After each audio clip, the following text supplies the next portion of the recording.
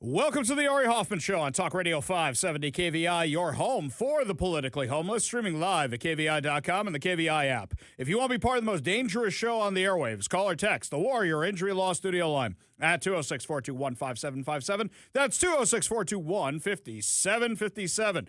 Coming up during today's episode, how the left is always on the wrong side of history, and local activists show their true faces. But before we get to any of that, my friends, I'm kind of really excited over what happened this weekend. I'm just going to keep saying that about the Ayatollah all day long. I mean, what happens? We go in and take out the entire Iranian regime? That's right. Oh, wait a second. Hang on. Hezbollah wanted to get in on the fight? Oh, wait a minute. Hang on. Everybody who planned the October 7th attacks is now? We're just going to take out all of them. In all seriousness, though, this is history we are living through right now. This is absolute history we are living through right now. Jimmy Carter's entire legacy is being undone in real time, and what a disastrous legacy it was. I found out about this in a very unique fashion because on Saturdays, I'm off air, I'm offline, I'm off everything because it's a Sabbath for me, which means no phones, no lights, no motor cars, not a single luxury, including TV. Like Robinson Crusoe, it's as primitive as can be. So I show up and I go to synagogue and the security guard says, hey, we got to talk. The last time they did this, it wasn't good news, by the way. That was the last time. I'm just curious, do coconuts ever fall on your head and then knock your filling loose so you're getting KVI on accident through your mouth? No, I get KVI on accident because there's a few KVI fans who live in my neighborhood, and they go, Ari, what's up? Gotta tell you about something that happened. Yes, that does happen to me from time to time on the weekends. That's so it's not entirely like Gilligan's Not Island. like Gilligan's Island. Just a little bit. Okay. In fact, I think they're lying to me about Gilligan's Island. I've seen a picture of that boat. That boat does not have the range to get lost. No. I know how much gas goes in the SS Minnow. That sucker isn't going as far as they think. Well, the storm took it over. Oh, that's what happened. The tiny ship was tossed. Oh, yeah, it was tossed. If not for the courage of the fearless crew, the Minnow would be lost. I see. Anywho, so what happens? I go to synagogue. Security guard says, Ari, I got to talk to you.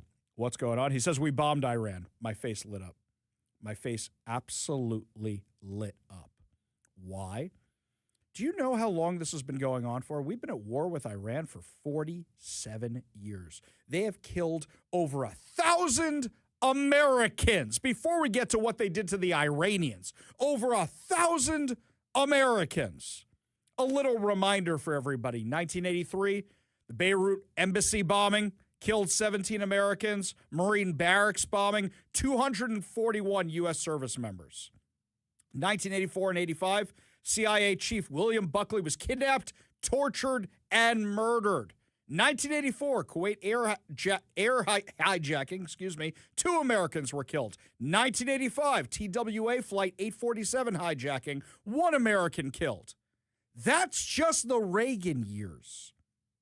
Now, a lot of people like to say, well, we got the hostages home from the U.S. Embassy because of Reagan. Yeah. But then we didn't do anything after that. Yes, basically, the Ayatollah and crew were worried what Reagan was going to do because he made a whole bunch of threats. So they released the hostages, and there's the Carter administration trying to say they negotiated a deal magically on the day he was getting out of office. I don't believe it, but sure, let's go with that. That's just the Reagan years. All right, let's get into Bush Sr. You then have Colonel William Higgins was murdered. Then in the Clinton years, Hamas, Palestinian Islamic Jihad bus bombings, which were funded by Iran, which killed multiple Americans. 1996, the Khobar Towers. 19 U.S. airmen were killed. 1998, U.S. embassy bombings in Kenya and Tanzania. 12 Americans were killed. 2001, the Sbarro bombing on Ben Yehuda Street in Jerusalem. 3 Americans were killed. That was funded by Iran. 2002 to 2003, Hebrew University, Jerusalem bus bombings. 6 Americans were killed. 2003 to 2011, 600 plus U.S. troops killed in Iraq by Iran-backed militias. 2006, American IDF soldier kidnapped by Hezbollah. 2007, Karbala attack, 5 U.S. soldiers killed. 2014, 2 Americans killed in Gaza. 2015, American couple murdered in West Bank. 2019, U.S. contractor killed in Iraq. 2023, Americans killed in Iraq and Syria attacks. October 7th, organized plan funded by Iran. 48 Americans killed by Hamas, never mind the other 7 that were taken hostage. January 2024, 3 U.S. soldiers killed in Jordan. Iran has been at war with us since 1979. I don't think America was ever really at war with Iran because we just kept punting the football, kept punting it. Oh, they killed some Americans? Let's take out some ammo dump that's been abandoned for days that they don't care about. Oh, they killed an American? Let's send in a missile to some radio tower that's not being used. Let's do that. That's been U.S. foreign policy for the last 47 years.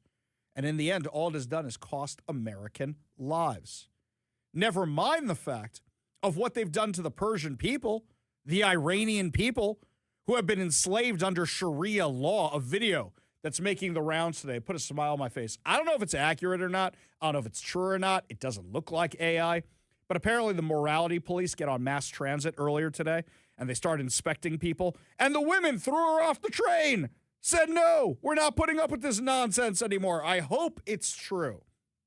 How they have subjugated women, how they have allowed rape, how they have allowed murder under Sharia law, how they have allowed the oppression of women. President Trump's the first one to come along and do anything about any of that. Now, I know some of you are conflicted about this. Yesterday, I went out to a anti-Iranian regime rally in downtown Seattle. And I got to tell you, it was really, really incredible. American flags everywhere. Iranian flags everywhere. Israeli flags everywhere. Pictures of President Trump. My favorite is when the YMCA came on and they all started doing the Trump dance. That video is all over social media because it's happening everywhere. Everywhere. This is what they were chanting. USA! USA! USA! USA! USA! USA! USA! That's in downtown Seattle, outside the federal building. That's in downtown Seattle. This is history. I know so many people who are Iranian. I know a lot of people here. I know a lot of people in New York who are Iranian, who are Persians, and who are so thankful to President Trump for finally freeing their country after almost 5 decades of oppression.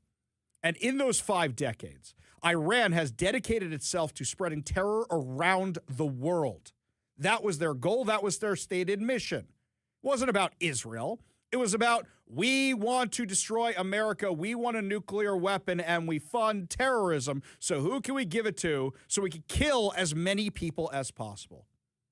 I know some of you are torn about this, but don't forget how this originally started. It started with the takeover of the U.S. Embassy in Iran in 1979. I was trying to educate my daughter about what all this actually means. For her, the Ayatollah, he's just like a cartoon character at this point. But for her, the Ayatollah, I had to explain how this all started, so I showed her Argo on Saturday night. My daughter's getting quite the education from the movies of the late 70s, early 80s, through movies. Miracle last week, Argo this week, to explain how this all started. And people are forgetting about that. I remember when we were talking about the U.S. bombing the Iran nuclear facilities, and we had a Marine call in and said, finally, somebody has avenged my brothers from when they bombed the Marine barracks in the 1980s. That hit home with me. It really, really did. But an Iranian woman, in fact, several Iranians, walking up to me yesterday, talking about how much this meant to them, how much freedom meant to them, how much they love living in this country, and they came to this country to escape the oppression back home in Iran, how much this meant to them. These are proud Americans. How long has it been since proud Americans walked through the streets of Seattle chanting USA, USA, USA? There was a guy standing on the back of a pickup truck yesterday. Biggest American flag I have seen in my life outside of sports stadiums and the one on I-5 you see when you're driving. You all know which one I'm talking about, that massive American flag. Waving it back and forth. They did the U.S. national anthem. They did the Trump dance. It was beautiful. It was wonderful. It was great. I saw a Cybertruck there. The pictures are all on social media, by the way. I saw a Cybertruck there, which has the Iranian flag on it and the American flag on it. You never see American flags at the other protests here in Seattle. This is history. But I know some people are of two minds about this. Some people think, well, what's the plan? What's the goal? What are we doing here? What are we trying to achieve? That was clarified a bit this morning. Pete Hegseth gave a press conference and was outlining what our plan actually is. Tying it back to Midnight Hammer, the president has been willing to make a deal. You can't have a nuclear bomb. Radical Islamists can't have a nuclear bomb that they wield against the world. He gave them every single opportunity. Then we precisely took it away. And even then, after that, they didn't have that. They didn't come to the table with a willingness to give it away. So ultimately, those nuclear ambitions, which never ceased, are something that had to be addressed as well. So that's a discrete sense of what's being addressed here to ensure that they can't use that conventional umbrella to continue a pursuit of nuclear ambitions. It's that simple. They've already killed Americans. They've already said they want to use the nuclear bombs. And for years, we've been pacifying these fools. As recently as the last term in office, somebody put together this mashup. I shared it. It's going uber viral over the weekend. But I think it sums up the last 40-some-odd years of foreign policy and then President Trump coming along. What's the message to Iran? Don't. Mr. President, to Iran in this moment. Don't. I'm going to bomb the shit out of them. It's true. I don't care.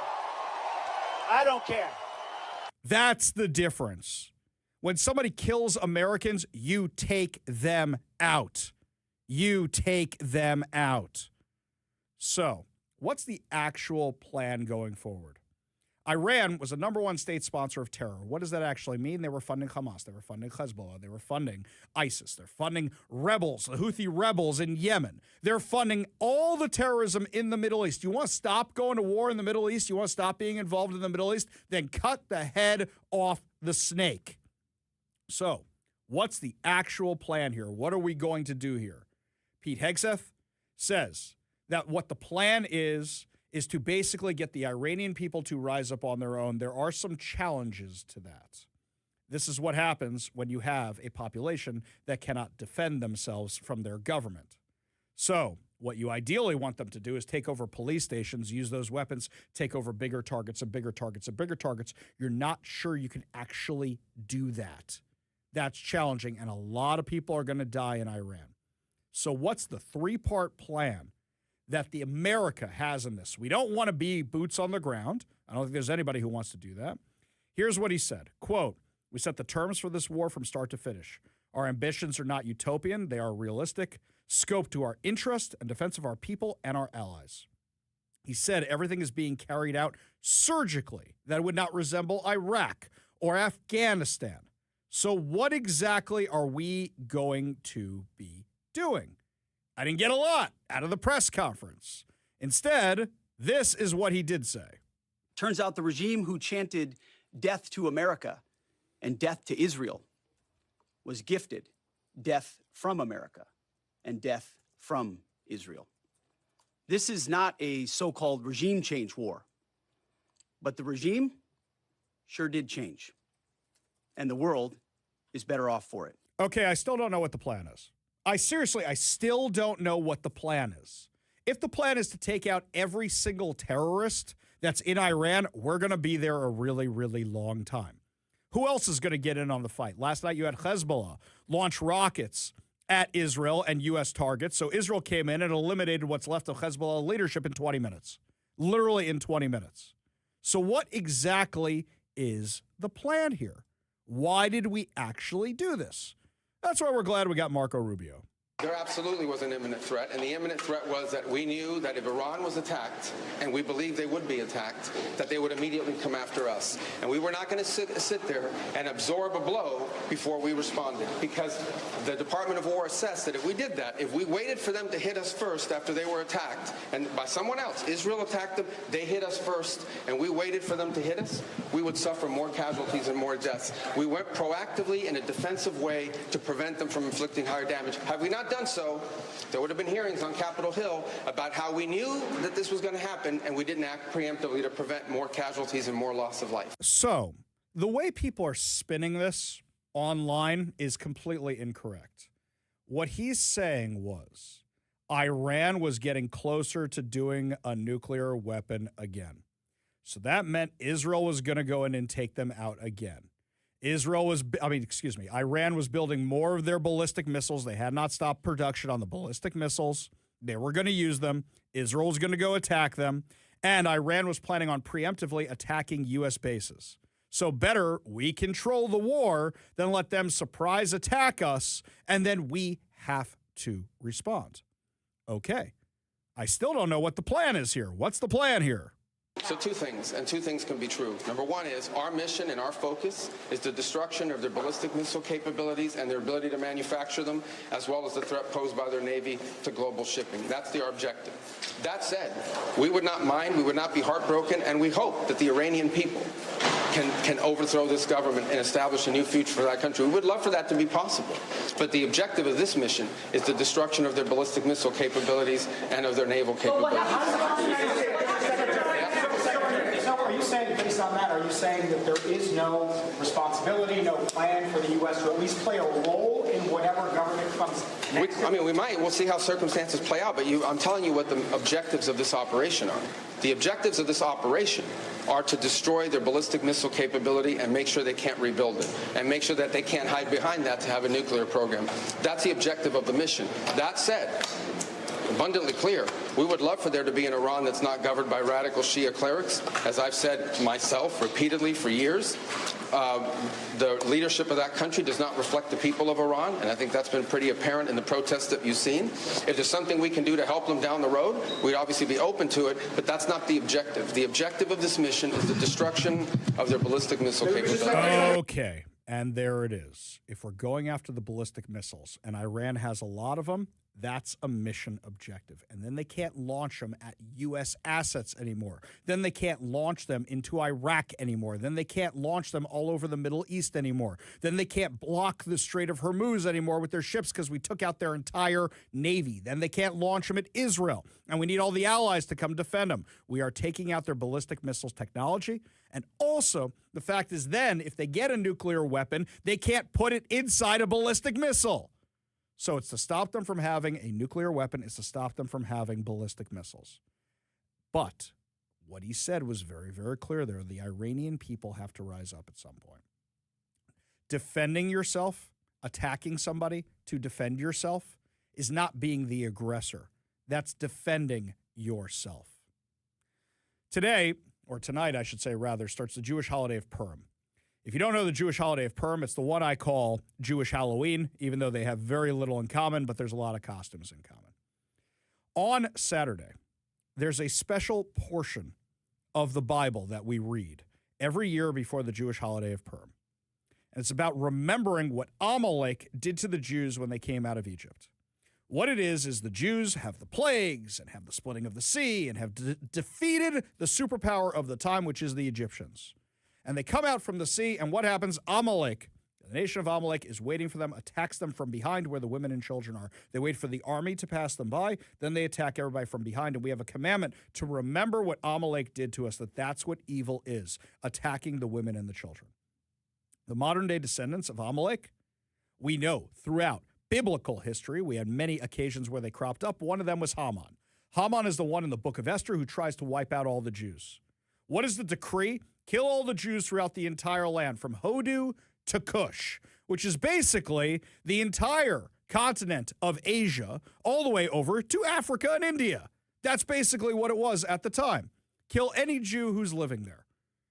What happened was Esther tells the king what's going on. The king executes Haman, And then after that, he sends out the decree, the Jews can defend themselves throughout the land. Now we have the right to defend ourselves? Well, thank you very much, and we did, and we won the war. But the modern-day descendants of Amalek, that story happened in the Persian Empire. The modern-day descendants of Amalek are the people who are like the Ayatollah, or the people who are like Hamas, or the people who are like the Hezbollah, or the people who are like all these different evil regimes. They're not just trying to kill Jews, they're trying to kill good. They're trying to kill those Judeo-Christian values that are throughout the world, that have been the biggest bringer of light in world history, success, prosperity, and freedom. And there are so many people who try to stop that. And there are so many people who try to stop freedom and prosperity. We have a nation built on Judeo-Christian values, and that's what we were defending. That's what we were defending. The looks on the faces of my friends who are Iranian and the people I met yesterday who are Iranian and the people who are tired of living under this terrorist threat that's in the Middle East, that's been there for years, that wants to destroy America, that wants to destroy Israel, that wants to destroy anybody who won't follow Sharia law. Defending yourself against terror, defending yourself against somebody who wants to kill you is not being the aggressor. That's being defensive. And thank God President Trump did that. Thank God this administration did that. Because for 50 years, Reagan had the opportunity, he didn't do it. Bush Sr. had the opportunity, he didn't do it. Clinton had the opportunity, he didn't do it. Bush Jr. had the opportunity, he didn't do it. Barack Obama had the opportunity, he didn't do it. And now you have an entrenched terrorist regime, which is going to take a lot more effort to get rid of because nobody dealt with this problem years ago. How much worse would it have been if one day we wake up and a nuclear bomb blew up in Seattle or New York or Chicago or Los Angeles or anywhere else in the world? Because, oh, well, they killed a few Americans. Let's just send in a Tomahawk missile up a camel's rear end or something and we'll be fine. This is history we are watching. And I got this from one of our listeners, Jeff. My wife was 7 years old at the time of the bombing, and this is the Kenyan embassy bombings, and she was with her grandmother in the U.S. Embassy in Nairobi. That day, finalizing their paperwork to immigrate to the United States. Luckily, they were at the other end of the complex and were able to escape unharmed. There are real people who weren't so lucky. There are real people who didn't survive that. There are so many people who are now living free, millions of people in Iran who have the chance at freedom because the Ayatollah is gone. For anybody who says this is a bad thing, they do not understand history. They never studied history, and they don't understand the significance of what happened. And to prove my point, my friends, when we come back, a whole bunch of lunatics out in Seattle are out there protesting for the Ayatollah over the weekend. We'll tell you about the latest lunacy when we come back. You're listening to the Ari Hoffman Show on Talk Radio 570, KVI.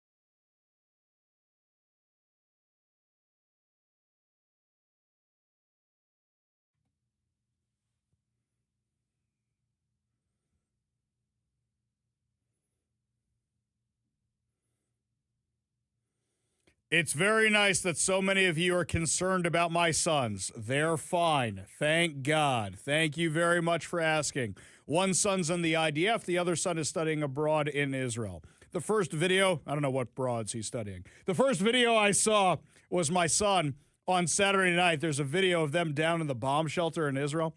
And there's a drum set down there for some reason. I assume that's what they did, because that's what you want to do, play drums when you're in a bomb shelter. But it's him and all the kids singing and dancing while he plays the drums when they found out the Ayatollah is dead. They're fine.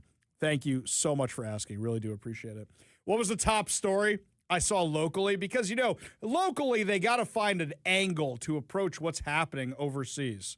This was the one that Como News came up with.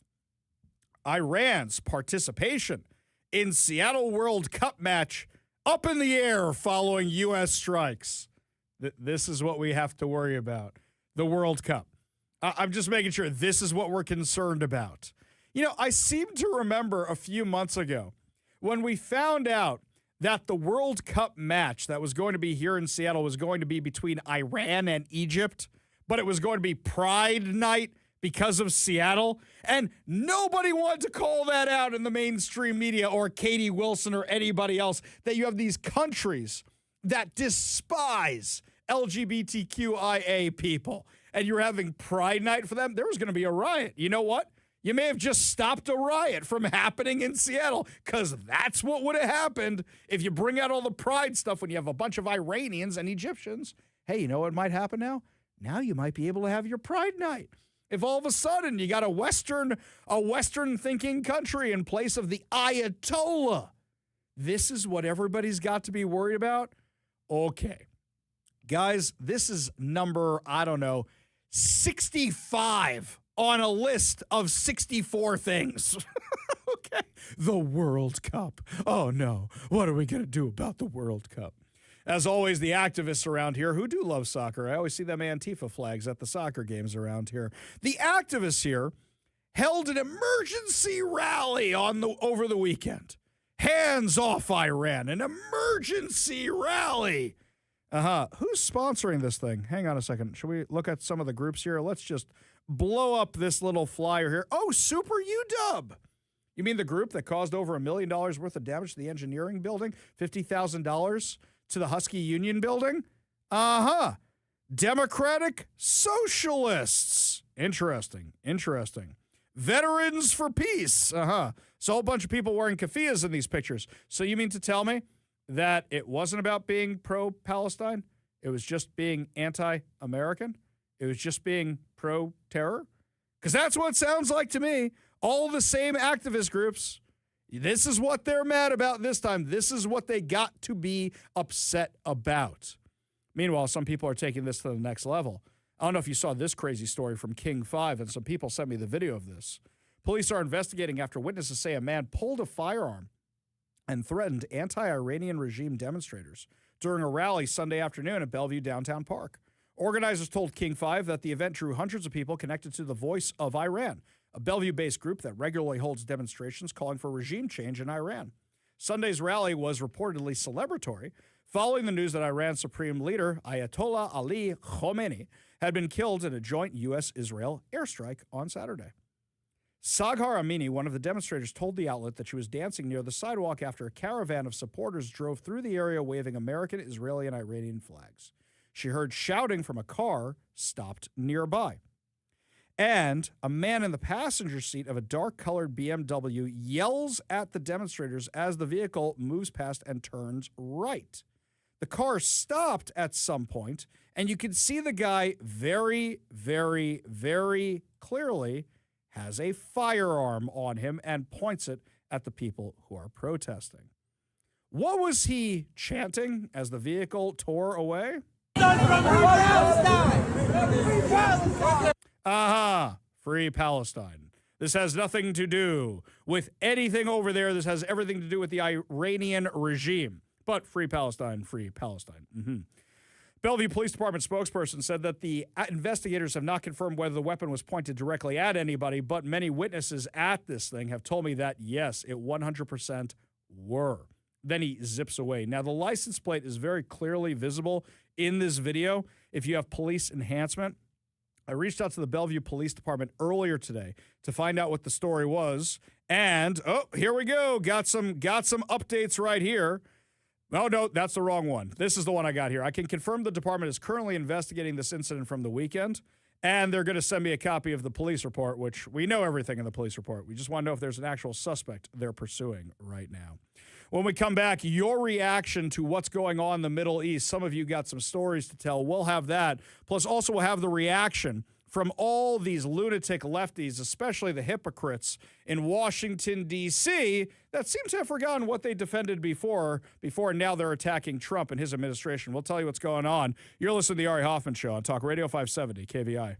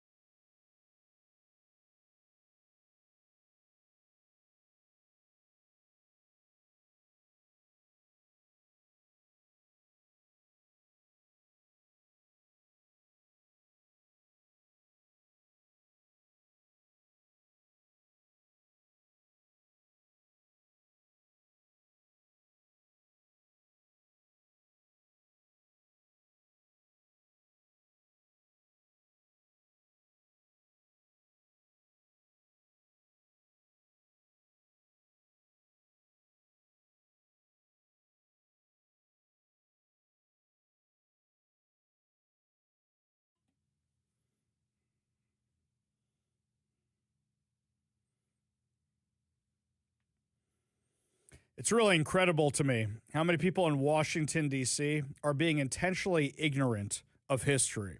So they're now all critical of what's going on, of what President Trump is doing. I did like this text we got from Jeff and Kent. I'm just waiting for Senators Murray and Cantwell to open up a GoFundMe for the Ayatollah's family. You're not wrong from their insane tweets. I'm so lucky that here in the studio, we have ourselves our very own time machine. So let's fire that sucker up, get that DeLorean up and running, set the time circuits back to 2022. Why do we want to go back to 2022? Well, let's see. That was when Jen Psaki was the press secretary for Joe Biden. Let's hear what she had to say. Jen, Psaki it to me, baby. Iran has rapidly accelerated its nuclear program and reduced cooperation with international inspectors. Their breakout period is down from about a year, which is what we knew it was during the deal, to just a few weeks or less. Oh, wait, you mean they almost had a nuclear weapon? And what did Joe Biden do in response? Oh, right, he gave them millions of dollars. Oh, excuse me, billions of dollars, just like Barack Obama. The Iran deal, this is the worst meme I've seen going around. It's Trump blew up Iran so he could pressure them into the deal that Barack Obama had. Do you know what the Iran deal was under Barack Obama? Here's what it was. If we give you some money, will you not develop that nuclear weapon for 10 years? And with no safeguards, with no guardrails, with no anything. That's what the deal was. So we're paying terrorists. One of the first things President Trump did when he came into office the first time was get us out of that stupid mess and cut off the funds and sanction Iran. What's one of the first things Joe Biden did when he got back into office? Put that funding back, give Iran a ton of money. Oh, and look, that led to October 7th. That led to other terrorist attacks. Oh, you mean you give money to the #1 state sponsor of terror? They're going to go fund terror? No. Really? There was this president. I can't remember his name. It was relatively recently. He had an interesting take on all this, too. Yet, while I believe I have the authority to carry out this military action without specific congressional authorization. Whoa! Whoa, wait a minute. I assume the Democrats like Nancy Pelosi came down really hard on Barack Obama for saying something like that, because after all, they're coming down really hard on President Trump, right? So, Madam Speaker, Madam Leader, you're saying that the president did not need authorization initially and still does not need any authorization from Congress on Libya? Yes. Thank you both. Thank you all very much. Okay. He was the droner in chief. What did he drop? Like 30,000 bombs on all these different countries without any congressional authority whatsoever? And now the Democrats are trying to make it seem like, oh, President Trump didn't have the authority to do this? Let's go back to their sacred cow, Hillary Clinton. Let's see how she wants to deal with Iran. And I want the Iranians to know that if I'm the president, we will attack Iran.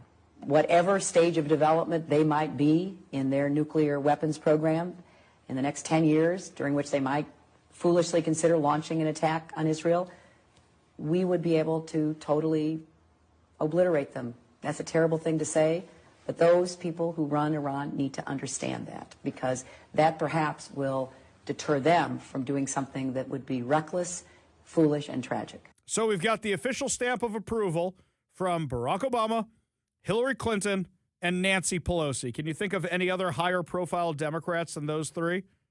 Come on, guys. This is nonsense what they're spewing on the other side. What are they mad about? They want something to be mad about. That's what it is. Trump can do no right. If Trump cured cancer tomorrow, the Democrats would claim that he is being discriminatory against cancer because it's a minority cell. They would be mad about this. We go to the Warrior Injury Law Studio line. Take a call from Chris, who's driving in his car. Chris, what's happening, man? All right, thanks for taking my call. It's like I told your producer, 47 years ago, a week ago, I was one of the last of 168 Americans evacuated out of Iran. I was living and working in a city called Kermanshah out near the Iraqi border. And I barely made it out of there. So here we are 47 years later, and I find it fascinating that our 47th president is taking them down. I love that connection. I love that connection right there. What were you doing in Iran at the time? I was working a military contract. We were training the Iranian army. Mm-hmm. It was there's a lot of Americans over there, but it's as the revolution slowly and slowly kept getting worse, they kept telling us the American embassy, the military, and you got to remember the military was loyal to the Shah. And they always told us, when the military gives up being loyal to the Shah, we know it's over. Mm-hmm. And that's what happened. And that's what Trump is telling them to do today. He's telling the military, give up your arms. Yep. And lay down. And it's the same thing. And hopefully they get Reza Pahlavi back in there. I don't know what will happen, but I just love what's going on. We told our Iranian friends back then, we said, you guys will regret what you're doing. And they said, oh, no, we don't want the Shah anymore. No, this is all good. No, Iran is not an Islamic country. It's many different religions. Let me ask you Islam, this. Yeah, it's got a whole Christian. bunch of stuff there. I mean, look, tons of Jews fled the place. They Right. don't have the Jewish population they used to Yes. have. Let me ask you this, Chris. Exactly. When you Yes. heard my opening segment talking about the history and how many people are ignoring the history, you think I was right on the mark Right. or you think I'm off base on that? Oh, no, you're right on the money there, Ari. Yeah. Thank you. Absolutely. I appreciate it. Persia. Yeah. Yeah. Oh, yeah, Persia. Exactly. People don't realize their history goes back thousands of years. Yeah. Right. They don't even think about that at all. And really, it's going to come down to the Iranian people. They have to rise up and they have to do this because we can't do this ourselves. We're not good at nation building. We like to think that we are, but we're really, really not. Chris, God bless you, my friend. Appreciate the call. Appreciate you being part of the show. You want to be part of the show, give us a call or text at 206-421-5757. That's 206-421-5757. We go back to the Warrior Injury Law studio line, take a call from our friend Transit Joe. Transit Joe, you've been absent a while, man. How you doing? I'm doing great. Really happy that Iran is being liberated. It's a damn shame all these women's rights people are not cheering and saying, thank you, troops, support our troops. And for that matter, let me be extremely clear here, and I'm sorry for any offense to any of your listeners there, but supporting our troops is not supporting President Trump on all other issues like tariffs, Supreme Court appointments, the list goes on. And I think it's really sad that when our men and women are right now flying into harm's way and dealing with fratricide, as we dealt with this morning, because there's no such thing as friendly fire. Did you see the video, Joe? Did you see the one of the pilot who ejected and landed on the beach in Kuwait and the Kuwaitis came to help her? I thought you'd like that video. Did you see that one? Oh, I've shared it quite a few times. That's a great, great video. It really is. Our brave men and women of the U.S. Armed Forces. If you haven't seen it, go look for this on social media. The woman has just jumped out of an airplane. She's parachuted down onto a beach. And a man in Kuwait comes up to her. Are you okay? Can we help you? God bless America. How can we help you? How can we? It's really a great video. Joe, appreciate the call. Appreciate you being part of the show. You want to be part of the show? Give us a call or text at 206-421-5757. That's 206-421-5757. By the way, not only the Democrats who are being out of their minds, the media as well. Oh, but I repeat myself. Up next, my friends, the Washington Post and the New York Times beclown themselves with their headlines over the Ayatollah. You would think they just lost a relative. I'll give you all details when we come back. You're listening to the Ari Hoffman Show on Talk Radio 570 KVI.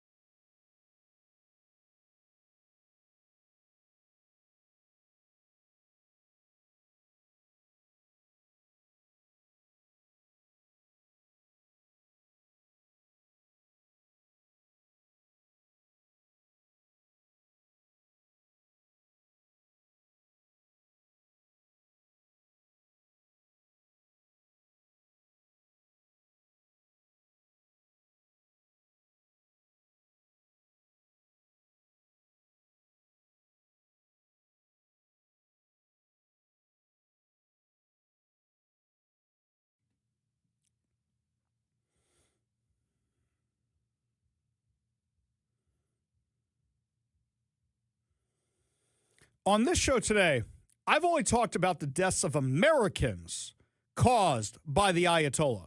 I haven't even mentioned the other people who were killed, the thousands of others, if not millions of others in his own country that he killed. So you would think this awful dictator monster would get some mention of his terrorist ways when the New York Times is writing up his obituary. You know what I think at this point?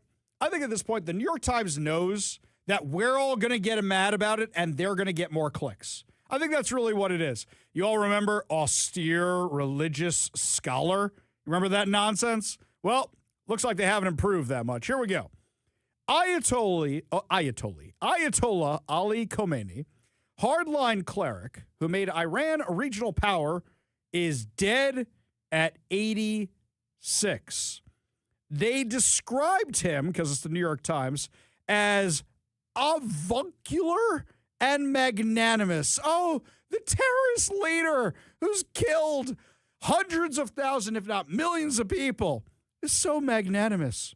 Quote, with his spectacles, Palestinian keffiyeh, long robes, and silver beard, Ayatollah Khomeini cast himself as a religious scholar. Do you guys have these things just on repeat? You have an AI do it for you? Hey, AI, write me an obituary the way we've done other obituaries for horrible people before. As well as a writer and translator of works on Islam. He affected a vernacular and magnanimous aloofness, running the country from a perch above the jousting of daily politics. That's how they described a guy who would imprison you if you're gay or throw you off a rooftop or hang you from a crane.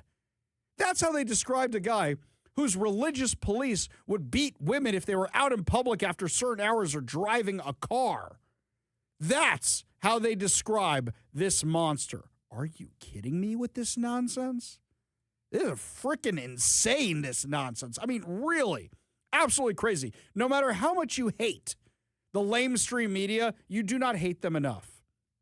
Do you know how they described Scott Adams, the one who used to write the Dilbert cartoons? Do you know how they described him? Oh, Scott Adams, whose comic strip Dilbert was a sensation until he made racist comments on his podcast, has died at 68. So Scott Adams gets mentioned about his racist comments that weren't really that racist. But the Ayatollah, oh, he's just another austere religious scholar. Just an austere religious scholar. No matter how much you hate the lamestream media, you don't hate them enough. This is crazy to me. Absolutely crazy. Between the New York Times and the Washington Post, give me a break. This is the nonsense they are spewing. Cancel your subscriptions. Does anybody still have subscriptions to the New York Times or the Washington Post? Just cancel your subscriptions. Meanwhile, saw this one here, and tell me if this surprises you at all. This, according to the Post Millennial, a transgender identifying individual from Everett, Washington, has been indicted by a federal grand jury after allegedly threatening to kill President Donald Trump.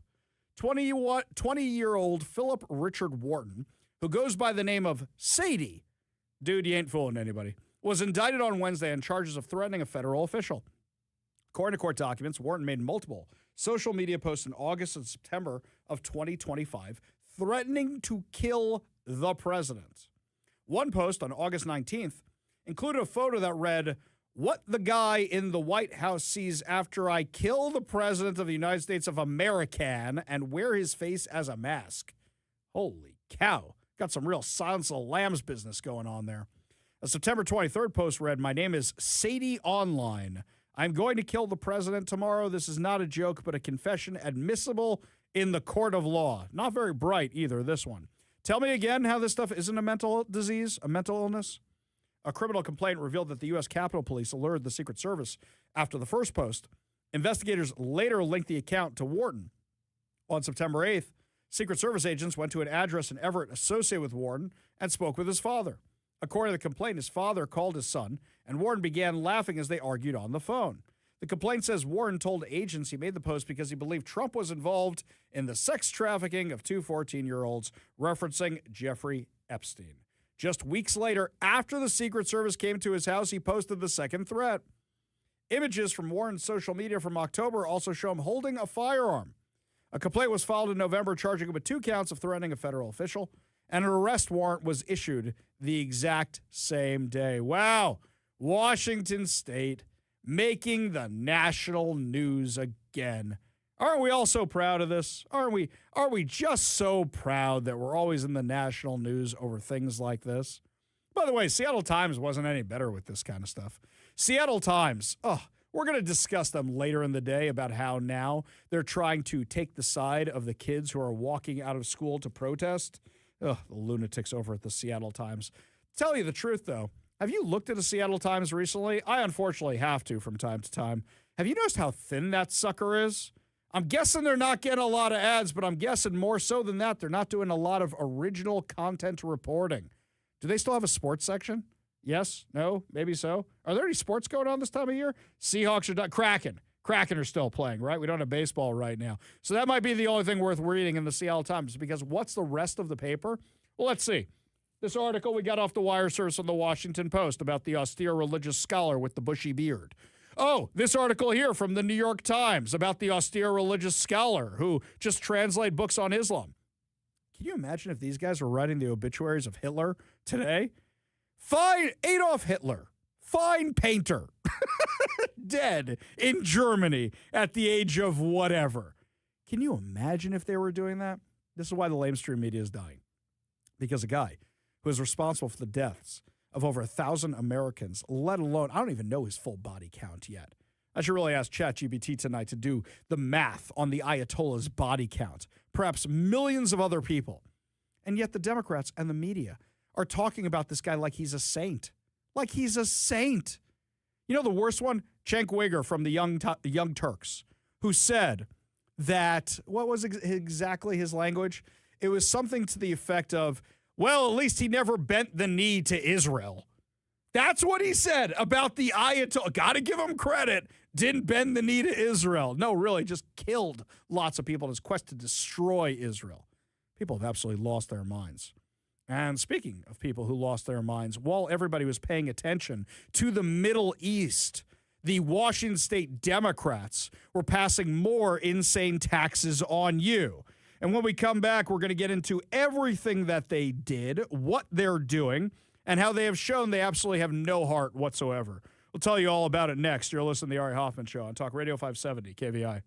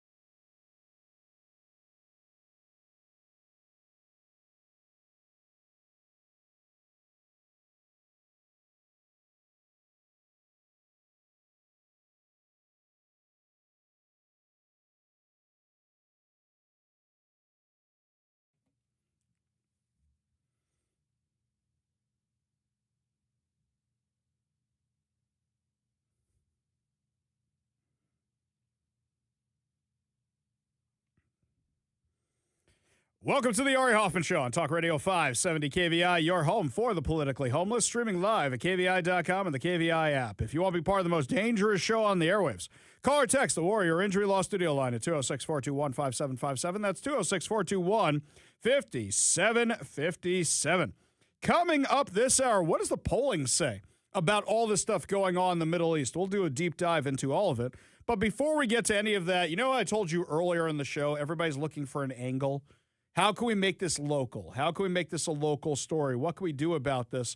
By the way, I didn't see a lot of people covering the the anti-Iranian regime protests. I didn't see a lot of people covering that. I saw a lot of them covering the pro-Ayatollah protests, but I didn't see them covering a lot of the anti-Ayatollah protests. That's a local angle.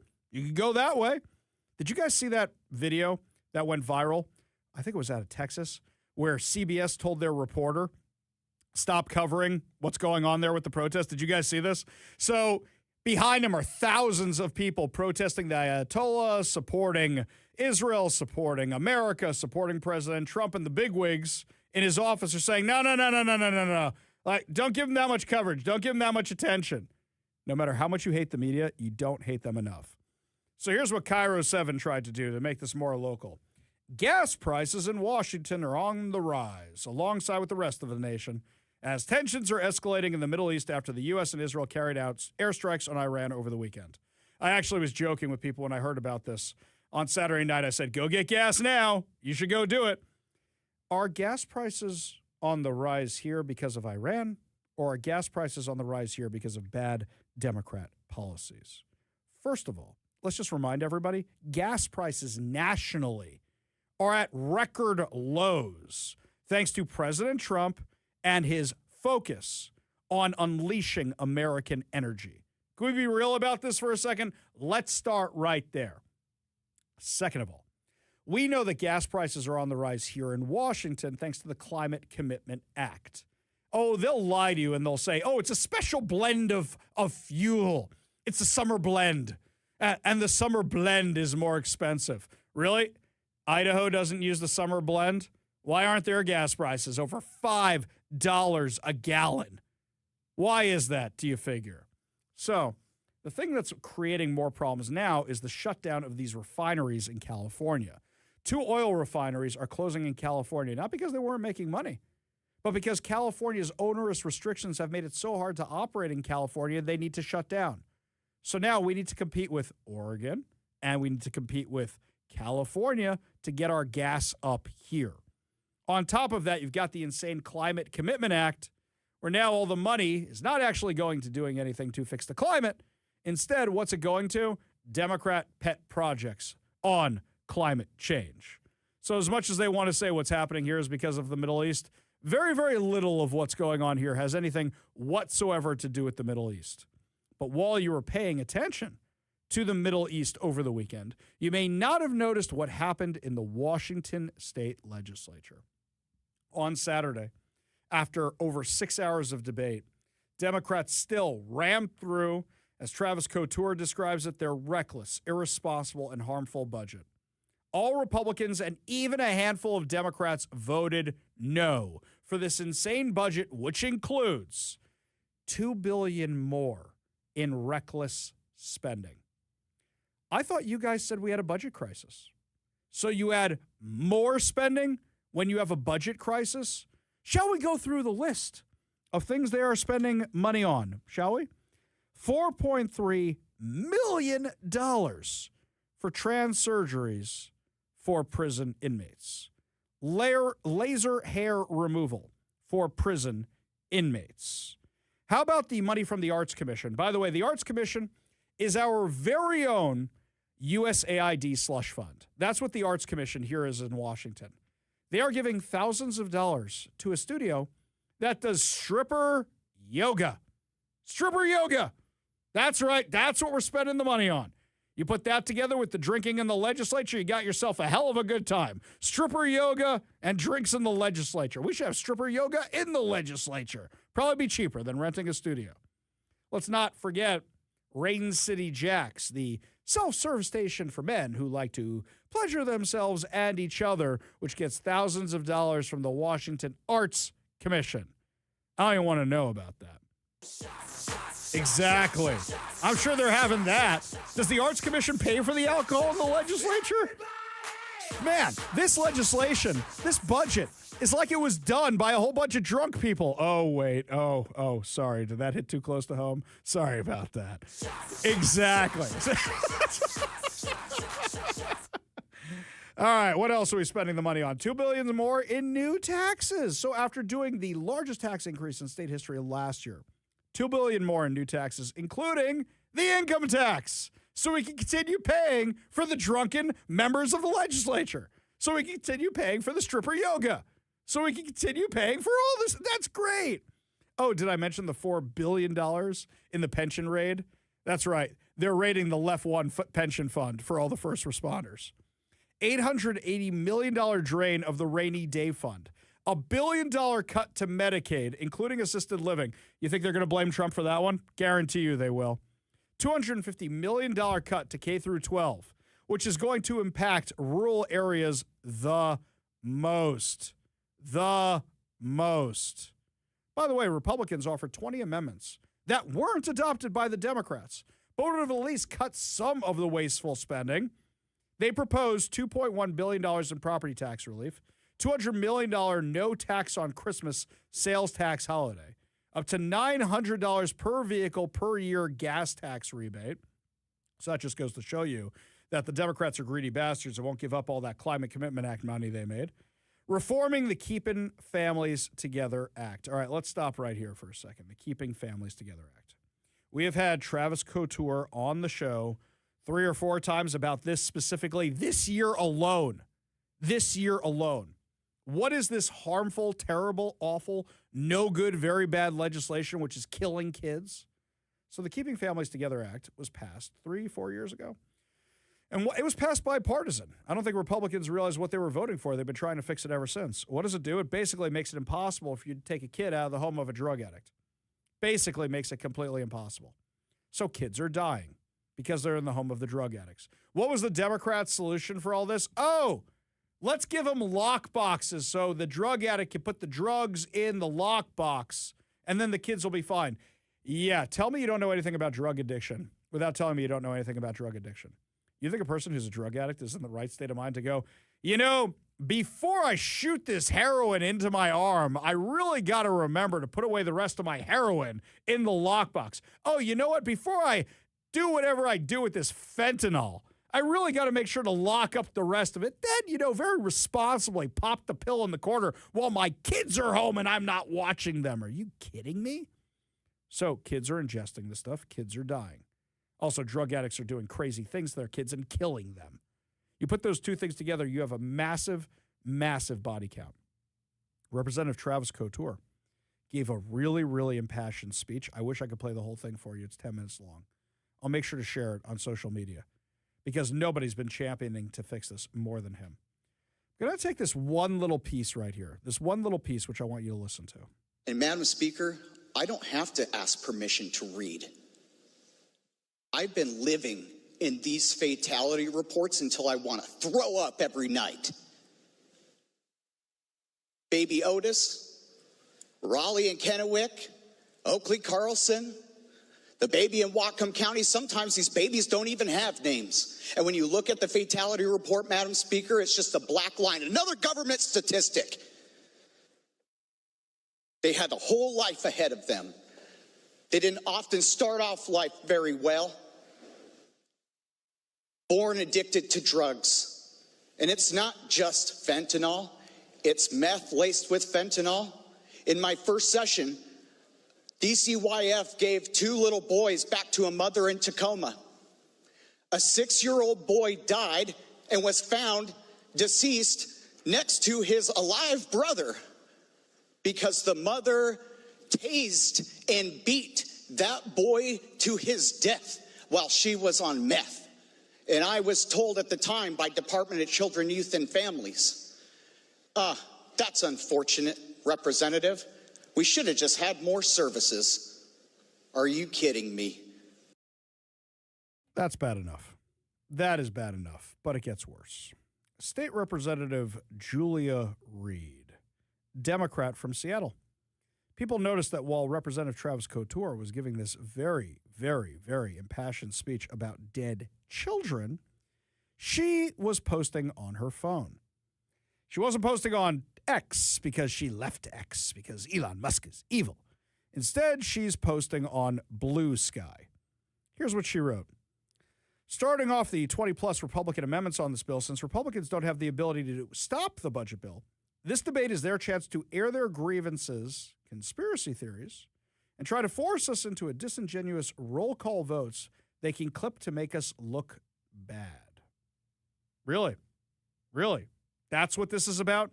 Children are literally dying, and you guys are doing nothing about it at all. Then she's mad that she has to listen to them. So she wrote, unfortunately, the 3-minute rule doesn't kick in until Monday. So we have to listen to up to 10 minutes of the most lurid Republican talking points you can ever imagine per speaker. Dead children because of Democrat policies. Dead children. And yet she is posting on Blue Sky how she's mad she has to listen to their names. How she's mad she has to listen to Republicans. You know what? We should just get rid of opposition entirely. Entirely. Republicans shouldn't even bother showing up next year because clearly the Democrats do not care about the 40% of people here in Washington State that do vote for Republicans. She takes all of them for granted.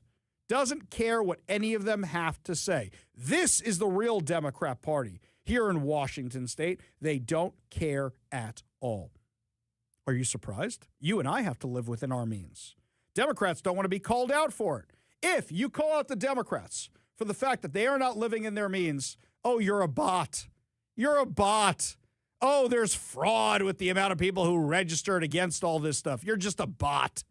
Just a bot. So the Washington Senate Republicans put out this graphic, which shows that Seattle's top income tax rate would be the nation's highest under the new taxes. That's right. We're going to be number one again here in Washington, thanks to the Democrats, with the highest tax rates in the nation, in the country. Our friend Steve Gordon wrote this. He said, last Thursday, I had dinner with Governor Brad Little of Idaho. We own an outlet and a good piece of property there we'd like to develop. Upon introducing myself in my home of Washington, he laughed and stated, you know, I used to offer tax incentives to get Washington businesses to move to Idaho. We quit doing that the last few years. Honestly, I wish you guys would quit doing so many dumb things. We're running out of room. He was very happy to hear we're looking at developing our property and going to expand our location. He said this morning I had a call with the governor of Montana. When I mentioned how much we love visiting Montana, he offered to put his head of economic development in touch to look about informing me of all they're working on there. He mentioned a larger, unnamed Washington-based company with significant employee base they think will be moving there soon. He said, Steve, there's a lot of people and businesses from Washington coming here. Steve wrote, for the last 40 years, our family has spent time down in Arizona as a gateway during the long winters in Washington. We know a significant home developer there, and we're visiting with one of his associates that sells higher-end homes. He volunteered that they have been flooded with calls from Washington residents of late, and their last 10 large deals, 8 were Washington refugees moving to Arizona for good. Also connected with a family that owned and operated a business in the South Sound for over 100 years. Most of them moved out of state. Soon after selling the business a few years ago, they are actively in the process of pulling out any family resources to any state but Washington. Instead of building and investing their longtime home, they are reluctantly leaving and putting those resources to work elsewhere for the next 100 years. Steve writes, you'd have to be drunk to not realize what's going on. He's not wrong at all, because that's how bad it is. Other states have income taxes, corporate income taxes, et cetera, but they're all lowering taxes, not raising or adding massive new categories on top of the current tax regime. This is how bad it is. And the Democrats pretend like nothing's going on at all. We go to the Warrior Injury Law Studio line. Take a call from our friend Alma in Kenmore. Alma, what's going on, my darling? How you doing? Oh, I'm fine. And yourself? Oh, I'm just peachy. The sun is out. Spring is around the corner. We get to sit outside on our decks again soon, right? Hopefully. I don't have one. Oh. But you know, Ari. Yeah. I don't know if this has come up. The so-called president started an unprovoked war with their 40 children. So far died, we really don't know. Wait a second. Wait, Alma. What number is this 40 children? It was 40 children in a school. Yeah, you know who bombed the school. In Iran. Hang on. Do you know who bombed the school? Because it wasn't the U.S. or Israel. But I know it wouldn't have happened if Trump wouldn't have started this war like Alma, I'm not going to ask your age. I was told it's impolite to ask a woman her age, right? I'm 80 in November. I'm 80 years old in November. Okay. How you gonna ask me? All right. I wasn't going to ask you that, Alma. I was raised to believe. My mother told me it's impolite. I wasn't going to do that. So, Alma, you've been around longer than the Iranian regime has. They've killed 1,000 Americans over that course of that time, let alone hundreds of thousands, if not millions of other people. The U.S. started this war? Yes, you know your President Trump started because he was in with Netanyahu. But okay, talking about fentanyl, they taking health. Wait, hang on. Back up, Alma. Back up, Alma. Okay? God bless you. You've had 80 blessed years on this planet. You have children and grandchildren. I have 80 more. 80 more, please, God. And you get to call the Ari Hoffman Show anytime you want, and we put you at the front of the line every time, which I think is even better than anything else. And I really appreciate that. Okay, but I'll tell you this, Alma. You remember when the Ayatollah came to power. You remember them seizing those American hostages and keeping them in that embassy for 440 days. You remember the hundreds of U.S. Marines they killed in those barracks. This is something that's been going on for years, and nobody, here you go, Alma, you're going to hear me be bipartisan for a second. Neither Democrat nor Republican, neither Democrat nor Republican president dealt with it until now. What about the women who suffer under Sharia law? Saying that President Trump, so saying that President Trump started this war, he didn't start this war. No. He's finishing this war. Why he didn't go to the Congress like he's supposed to? Why he just take up his own and do things, and then he got up today. Hang on. Alma, do you think that Barack Obama did the right thing going into Pakistan to get Osama bin Laden? Yes. Did he get congressional approval? He's a very intelligent man. He wouldn't do it just for the show. Well, hang on. Did he get congressional approval before raiding a foreign country? We really don't know. He didn't. Know if he did or not. He didn't, Alma. He didn't at all. Listen, Trump didn't even listen to the Supreme Court. He didn't think he on his own. But you know what, Ari? I'm going to say this, and thank you for letting me voice myself. His day is coming. Oh, Alma, let's not do threats on the show here, okay? Let's not do that, Alma. You're better than that, Alma. Let's not do that. Let's do this instead. Hang on. I want to see how much we can agree. We're going to come to a détente here, okay? Do you agree that it's a good thing that women don't live under Sharia law? Yeah, no, it's a good thing we don't live under those kind of laws anymore. It's a good thing. It's a good thing. Fantastic. So we agree on that, okay? Do you think it's a good thing that, please God, the Iranian people will be able to control their own destiny and not live under an Ayatollah's vicious, brutal dictatorship?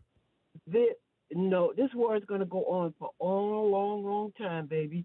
And no, they're not under Ayatollah's still, but they are. And as far as women having the right to do what they do, and if we get under Trump, he's going to take everything. He's taking everything away from us. Alma, the Democrats are talking about passing an income tax on you. On you. The Democrats here in Washington want to take the money you're going to spend on your kids, your grandkids, your house, your everything. This is why you don't have a deck. You could have a patio if not for the Democrats. No, I don't want a deck. I'm coming to visit you and sit on your deck. I appreciate the call. God bless you, Alma. Love having these conversations with you. You have a wonderful day, okay? All right, you take care. God bless you as well. I love when Alma calls, by the way. And by the way, if you want to have a debate on any of this stuff with the Iran stuff, now's your chance. You want to ask a question about it? You want to debate it? You want to say, Ari, look, I think the Ayatollah is a bad guy, but I think you got it wrong? You give me a call. We will talk it out. You can do that. Because apparently not everybody agrees with me. There's some polling out there that actually shows that a lot of Americans disagree with me. And we're going to dive into that when we get back. You're listening to the Ari Hoffman Show on Talk Radio 570 KVI.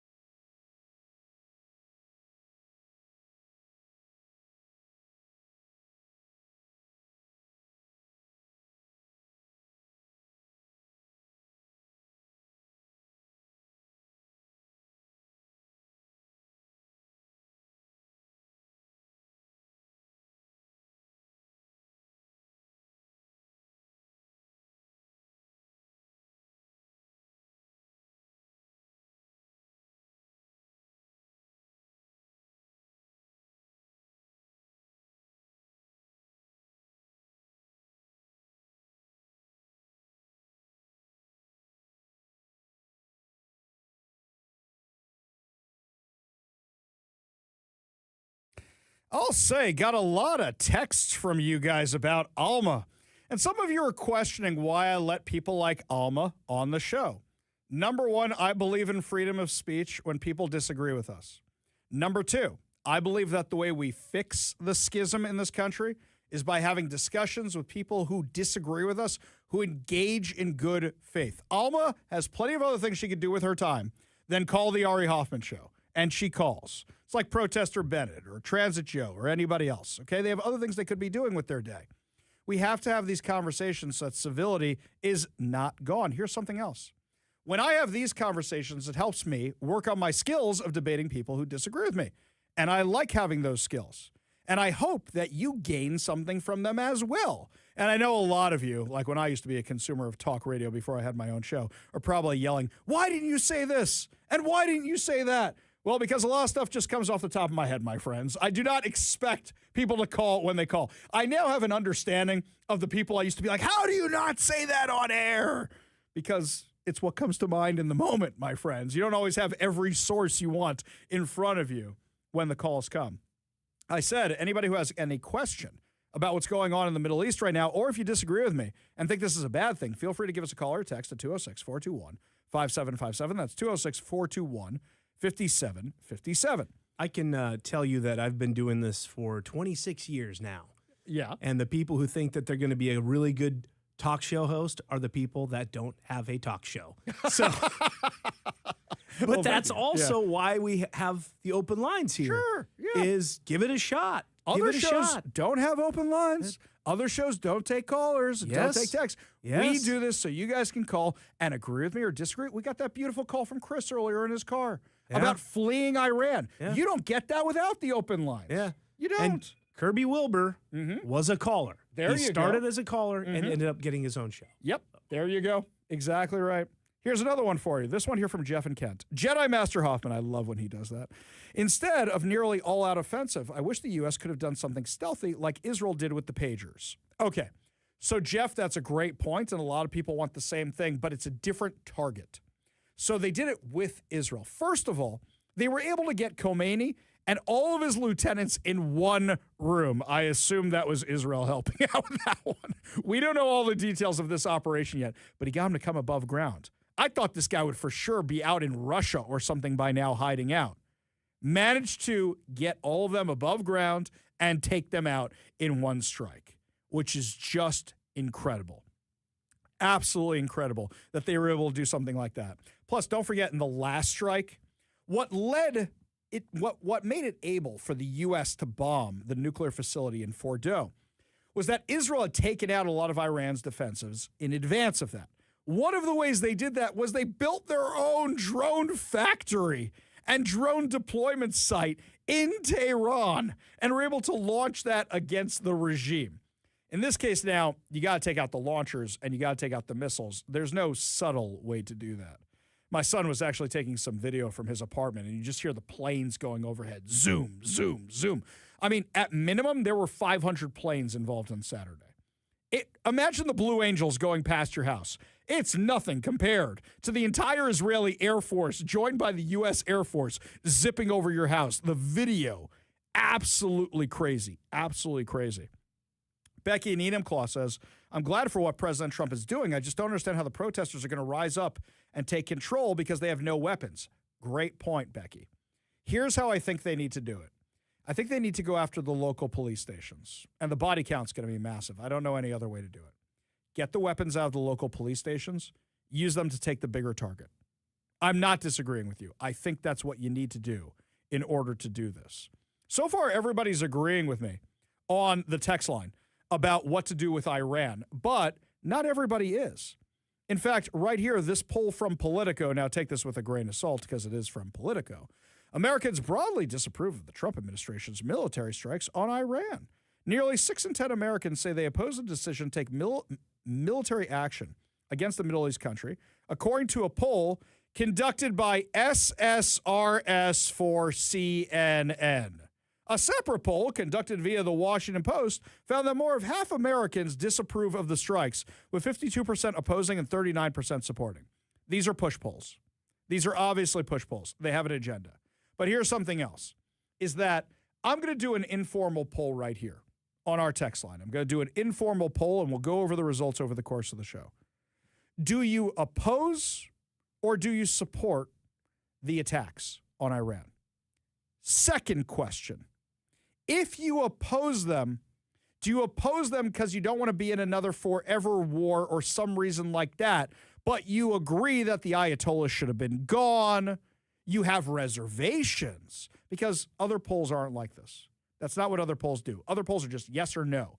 There's no nuance in them whatsoever. Let me know what you think. 206-421-5757. That's 206-421-5757. Because anybody I've spoken to so far,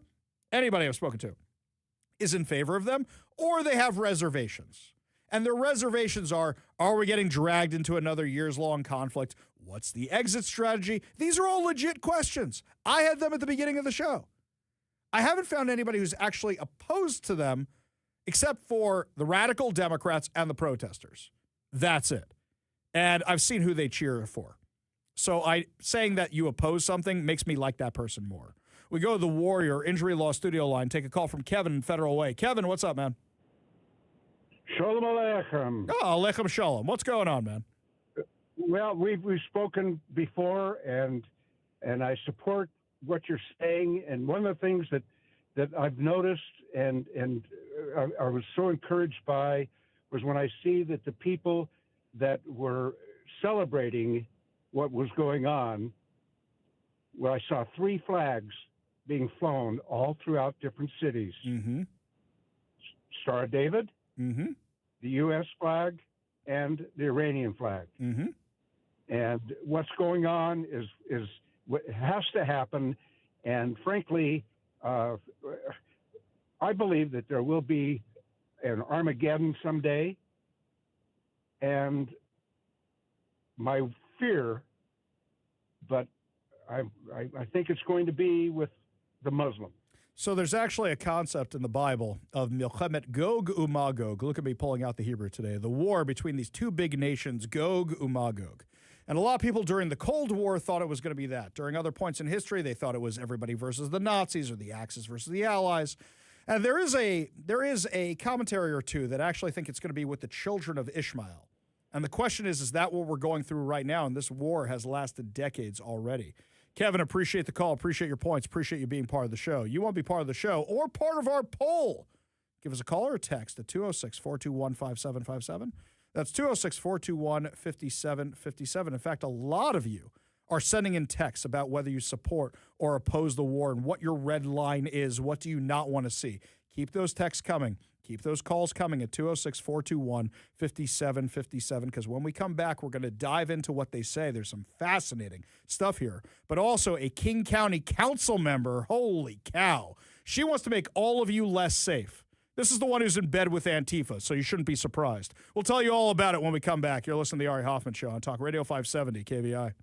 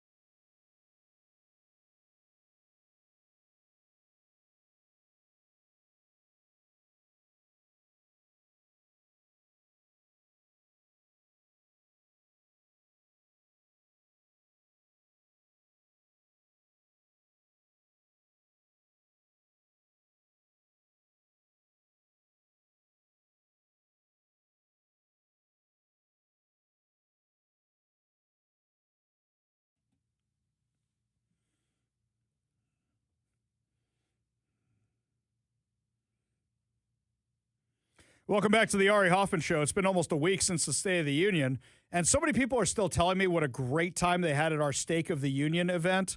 So just a reminder for everybody, if you missed out on the fun, you don't want to miss out on the next event, head on over to KVI.com right now and sign up to become a KVI Insider.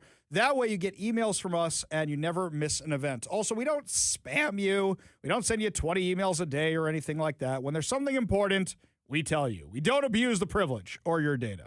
So I asked everybody if you are in support of the attack. Now, I usually get a big difference than what I'm seeing right now. Normally when I ask a question like this, we are a conservative radio station, so I'd say it's usually like a 70-30 in favor of the conservative idea or in favor of the president, or a 60-40. I've actually never seen anything like this before when we've been asking these questions. It's support almost unilaterally across the board. There are some caveats. The 206 wrote this. They support the attack if no troops are on the ground. That's my red line. Fair point, by the way. Fair point. This one here from Eben and Bonnie Lake.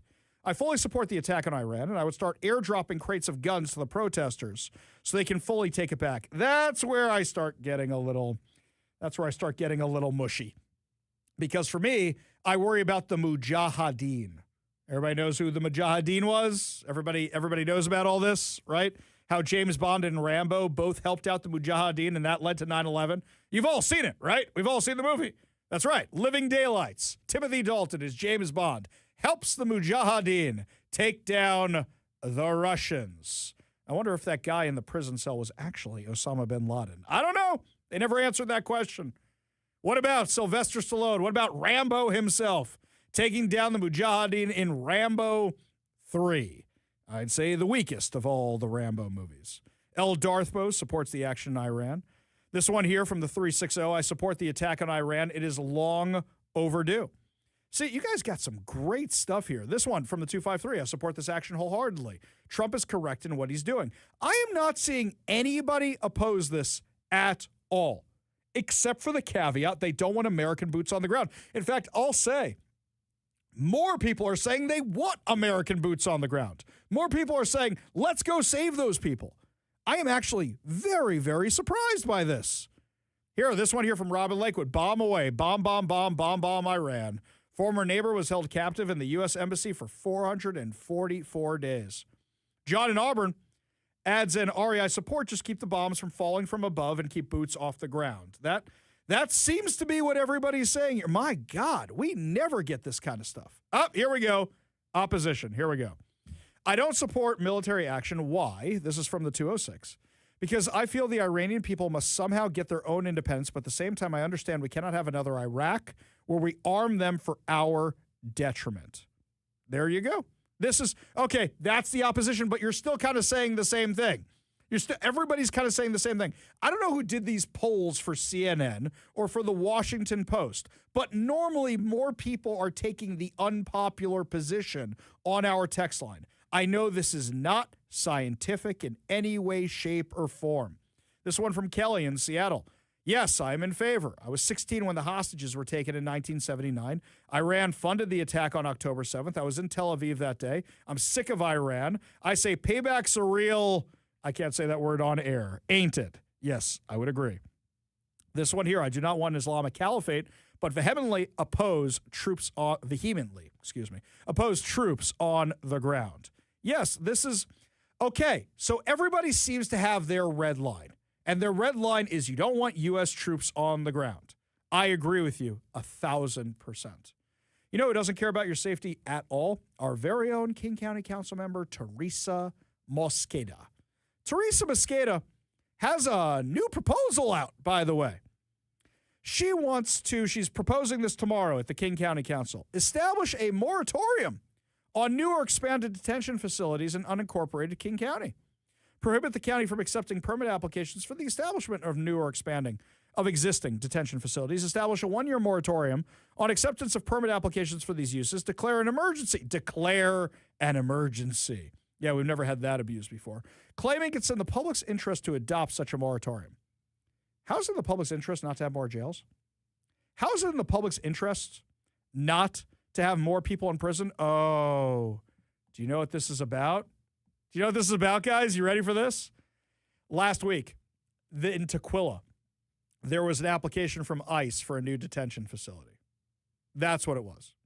So now she is saying that she doesn't want ICE to be anywhere in King County. Do you understand that? No new facilities in King County. She's trying to stop ICE from being here. That's what Teresa Mosqueda is trying to do. How does that make any of you safer? Does it make any of you safer? Of course not.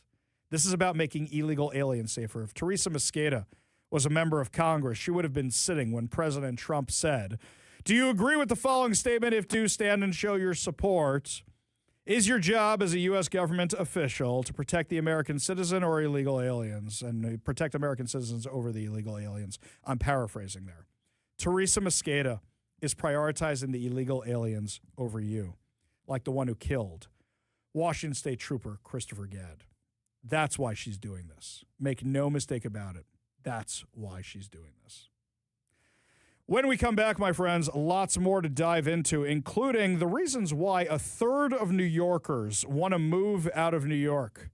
You think Mom Donnie is having that big of an effect already? We'll tell you what's going on next. You're listening to the Ari Hoffman Show on Talk Radio 570 KVI.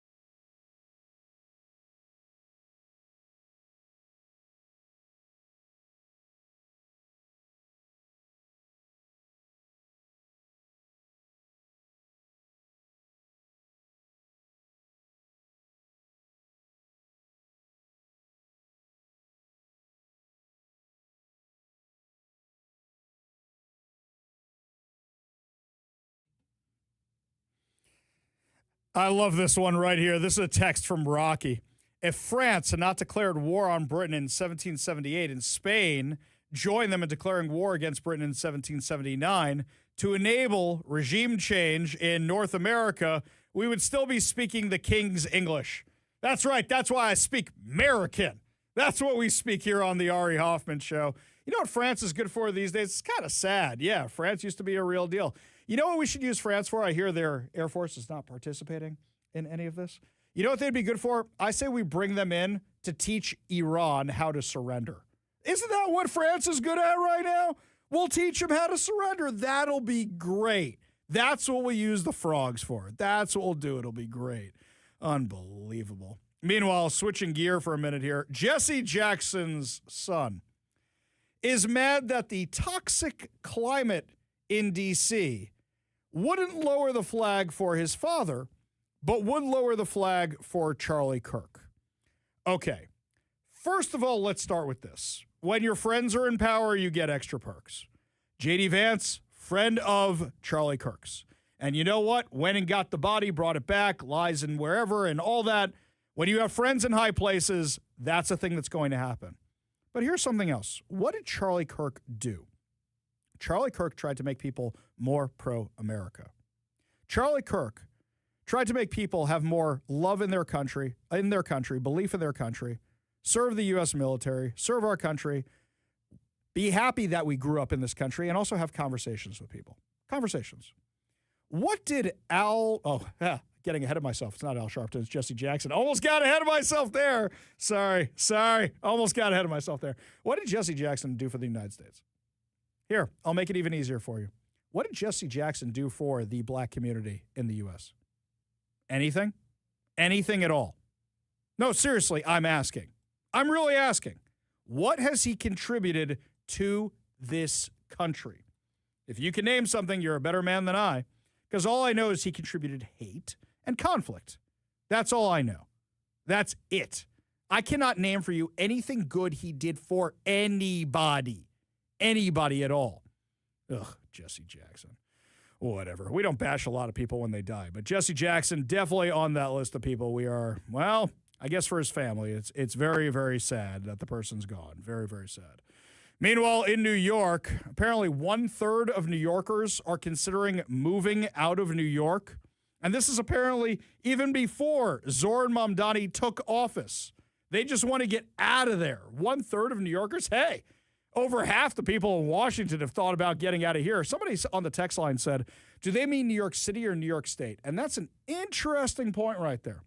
During COVID, when you're cramped in a 2-bedroom, 1-bedroom apartment, whatever the case may be, and you have kids and you want to get the hell out of there and you go, what am I doing in New York City with all this insanity going on? A lot of people move to the suburbs. My town of New Rochelle, the last time I went back there to visit, I couldn't believe how many of my friends from high school now live in New Rochelle because they all moved out of the apartments or the city, the 5 boroughs, and they were looking for somewhere suburban. If you got to have the kids home all day, you might as well have a backyard. This one here. So you have all these people who want to move out of New York, and according to the New York Post, 1 in 3 New York residents plan to flee the Empire State within the next 5 years, with most citing the cost of living and declining quality of life as their driving factors. Now, before you get too excited about any of this, I said this after the election. I should really go back and pull the audio. I said, what this election shows me, red states are going to get redder, blue states are going to get bluer. Because the people who probably want out of New York are probably people who align more with you and me than Zoran Mamdani. In a landslide majority, more than 8 in 10 New Yorkers who responded to a Marist poll believe the state is no longer affordable for an average family, up from 82% in 2025. Those high prices fueled 40% of New Yorkers lining up to leave for greener pastures, while 21% cited quality of life. 15% said taxes. Well, that's kind of the affordability. And 10% said politics. 7% said the weather. Okay. The weather in New York is not great, I'll say. It's either freezing cold or ridiculously hot, and you get a couple nice weeks here or there in the fall and the spring. That's about it. The number of New Yorkers wanting to jump the state line increased 1% from Marist April poll, but was up 27% from 15 years ago. In 2024, 37% of respondents said to the same pollster they were ready to pack up and leave. Wow. From 37% to 88%. That's crazy. The willingness to get out of town was highlighted when more residents moved out of New York and New Jersey than any other state, with most bound for the South and the Pacific Northwest. There you go. That's why we're in trouble out here, because they're all coming out here. That's something you got to be concerned about. Oh, and by the way, if all the conservatives keep leaving these blue states, you're going to guarantee have blue landslides, especially when it comes to congressional elections. A former Republican appointee of President Donald Trump has entered the race to succeed retiring Congresswoman Nancy Pelosi in representing San Francisco, joining an already crowded field, according to the Post Millennial, after switching her party registration to Democrat. Maria Hurribel is campaigning on a common-sense approach to government. She posted on X, "Today I'm announcing my campaign for Congress to represent San Francisco. I didn't plan to run for office this year, but San Francisco doesn't need more ideological extremes. We need results and reform. I'm running to bring pragmatic, common sense, democratic leadership to Washington, focused on safety, innovation, and affordability. I've stood up to failed policies before, and I'll do it again." Now, I love how everybody is all mad that she worked in the Trump administration. We'll get to her job in the Trump administration for a second. I don't see anybody talking about how she worked as an attorney and interned for Nancy Pelosi. She even described Pelosi as an iconic leader. She said she plans to address affordability, investigate universal basic income to address the threat of artificial intelligence to the labor market. Okay, that doesn't help the problem. Just paying people to sit home on their butts is how you get the people in the floating chairs from WALL-E. That's how you get that. She said Democrats must once again be the party of the working people, focused on lowering costs, not expanding bureaucracy. You know, the guy who's the Democrat who won as mayor in San Francisco won on this kind of platform. She's also taken positions in opposition to many Democrats, including opposing men competing in women's sports.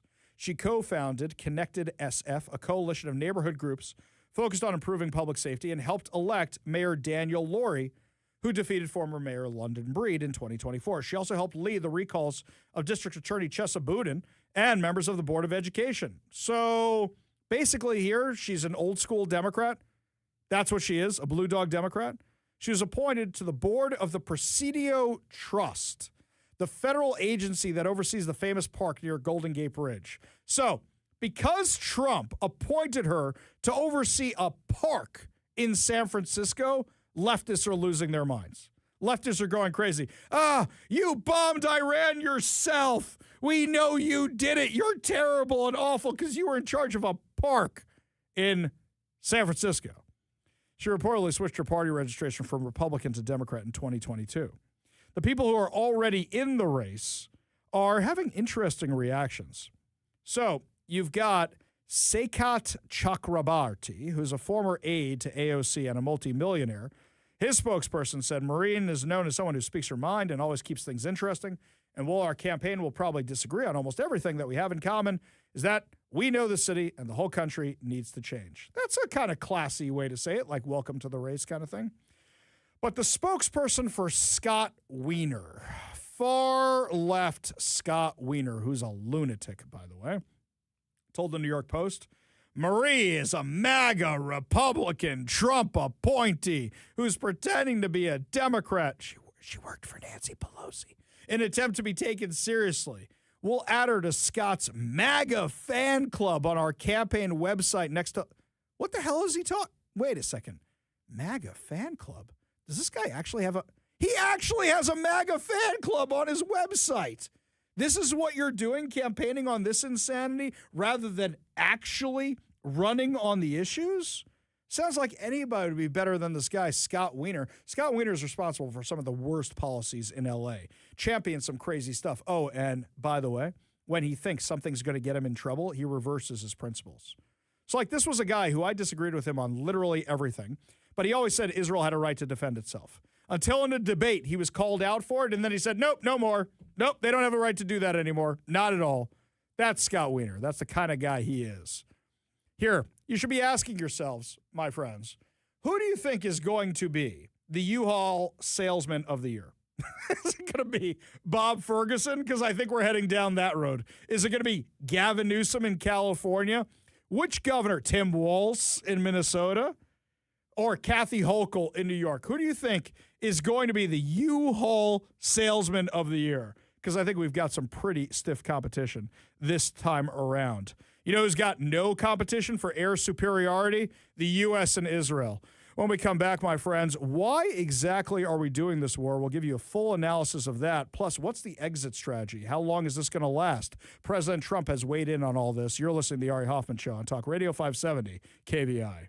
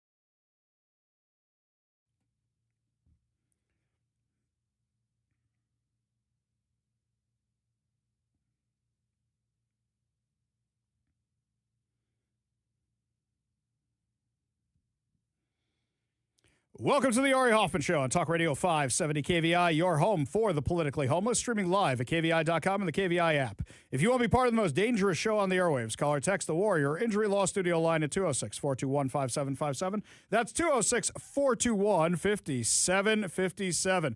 Coming up this hour, more vaccine insanity. Just when you thought we were done with that, Turd Ferguson, the Democrats say, no. I think we need a federal intervention again.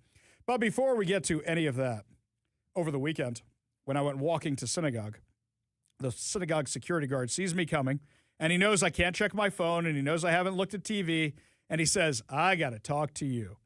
And I said, what's up, man? The last time you need to talk to me, October 7th happened. What are we talking about today? And he said, no. The U.S. bombed Iran with Israel last night. I go, wait, hang on. The U.S. and Israel bombed Iran? You don't mean like Israel bombed Iran and then the U.S. like kind of defended Israel from the ballistic missiles? He goes, no. The U.S. and Israel together bombed Iran. And everybody in synagogue, I, of course, went running in there. I'm like a little kid in a movie. I just go in and tell everybody, we bombed Iran. Holy cow, we bombed Iran. And people are getting all excited. Excitement was the feeling. This is a regime that has been killing Americans, been killing Jews, been killing women, been killing people of the LGBTQIA community, been killing so many different kinds of people for decades, for 47 years. They don't like you, they're going to kill you. The number one state sponsor of terror sponsored Hamas, sponsored Hezbollah, sponsored the Houthi rebels, sponsored ISIS, sponsored as many different terrorists as they could. Of course, them not having a nuclear weapon is a good thing. What's this war about? As laid out by Pete Hegseth, the Secretary of Defense, and President Trump, and Marco Rubio earlier today. Iran has a massive amount of ballistic missiles. We need to stop them from launching them. Do you remember 2 Aprils ago? That's right, 2 Aprils ago. Iran launched hundreds of those missiles at Israel. Did Israel do anything to Iran? No. They were doing things to Iran's proxies because at the time, Israel was too tied up with Hamas and Hezbollah and all the other terrorist groups in the wake of October 7th. And so a whole bunch of Israel's allies came to its defense, including some countries that don't even like Israel very, very much. The Abraham Accords are based on the fact that the Middle East thought that Iran was a bigger problem than the Jews. And they said, we'd rather be in business with the Jews than have to worry about a nuclear Iran, and we'd rather not be on the bad side of Israel. So what happens? They went after the low-hanging fruit. Bahrain, the Emirates, Morocco, other countries like that. How can we get them, and how can we get them in this deal? And the Emirates weren't actually that low-hanging fruit. It was, how do we do this? And it was, well, we'd rather do business with them. So for weeks, in fact, I'd say a year or two after the Abraham Accords, it was always, I'm having dinner at the first historic restaurant in Dubai. You'd rather have that kind of relationship. That's President Trump. That's peace through strength. It's always, can we make a deal with somebody? And if you can't make a deal, we're going to blow you off the face of the earth. And that's basically what happened. On Friday, I was talking on this show. I was telling all of you about all the airplanes I saw at Ben Gurion Airport, which is the large commercial airport in Israel. That's where they fly passengers out of, where you saw all the Israel military, all the American military assets there. You have this war going on right now because for 47 years, Democrat and Republican presidents ignored the threat that Iran posed while acknowledging it publicly. All of them said, we don't want Iran to have a nuclear bomb. None of them actually did anything about it. Reagan didn't do anything about the Ayatollah. He didn't. As great of a president as Ronald Reagan was, never did anything about the Ayatollah. Got the hostages back, absolutely, just by the mere threats that he made during the campaign. After that, didn't really do that much. Then came Bush Sr., didn't do anything. Clinton, didn't do anything. Okay, occasionally when Iran did something, somebody launched a Tomahawk missile up a camel's butt in the middle of nowhere, but didn't really do anything. Look, Reagan didn't do anything after the embassy bombing. Reagan didn't do anything after the Marine barracks bombing. We really didn't do that much about that. Really didn't. Oh, what? We helped blow up Lebanon? Okay. But Iran is the head of the snake, and we never really did anything about it at all. It's the head of the Hydra. Didn't really do anything about it at all. Then comes Clinton, who, oh, wait, Monica Lewinsky's in the news. Quick, fire a missile at Iraq or fire a missile into Iran or something. That's always what it was. Barack Obama, what did Barack Obama do? Barack Obama said to Iran, if we give you money, will you stop being terrorists for 10 years? Please? If we give you billions of dollars, will you not develop a nuclear weapon for 10 years? That was the Iran deal. It was a terrible deal. Do you remember the celebrities? I remember somebody made this video. I think it was Joss Whedon. Made this video with the Avengers. All the Avenger actors. We're in support of the Iran nuclear deal. Shut up. None of you know what the Iran nuclear deal is. Tony Stark may be cool in real life. I don't think Robert Downey Jr. follows what the Iran deal was. I really don't think so. It's been 50 years of no consequences for a terrorist regime. 50 years. And who is Iran the biggest threat to? Well, they've said it openly. The U.S. and Israel. They want to blow up Israel. They want to blow up the U.S. On Saturday night, when I first found out about all this, I sat down with my daughter and we watched Argo. I wanted to teach her what this was all about. And start with the taking of the U.S. Embassy, of the Ayatollah coming to power. Who'd the Ayatollah come to power through? Radical, far-left extremists and far-right extremists working together. Sound familiar? A lot of people say this war isn't popular on the right. What, Candace Owens and Tucker Carlson sitting Shiva for the Ayatollah together with the New York Times and all members of the Democrat Party? Tucker Carlson and Candace Owens do not represent the right anymore. Tucker Carlson and Candace Owens, I'm not sure they ever actually did. They both completely jumped the shark. The two of them do not have anything in common with any of you who listen to the show. Nothing at all. All they want is the clicks. And they realize they can get a lot more clicks off of hating America and hating Jews. They can off getting them. And they don't have the guts to actually say they oppose anything President Trump does. Over 500 planes was the last guess I heard on how many went after Iran. And we're going after their missile sites. Here's what Pete Hegseth said earlier today. Israel has clear missions as well, for which we are grateful. Capable partners, as we've said since the beginning, capable partners are good partners.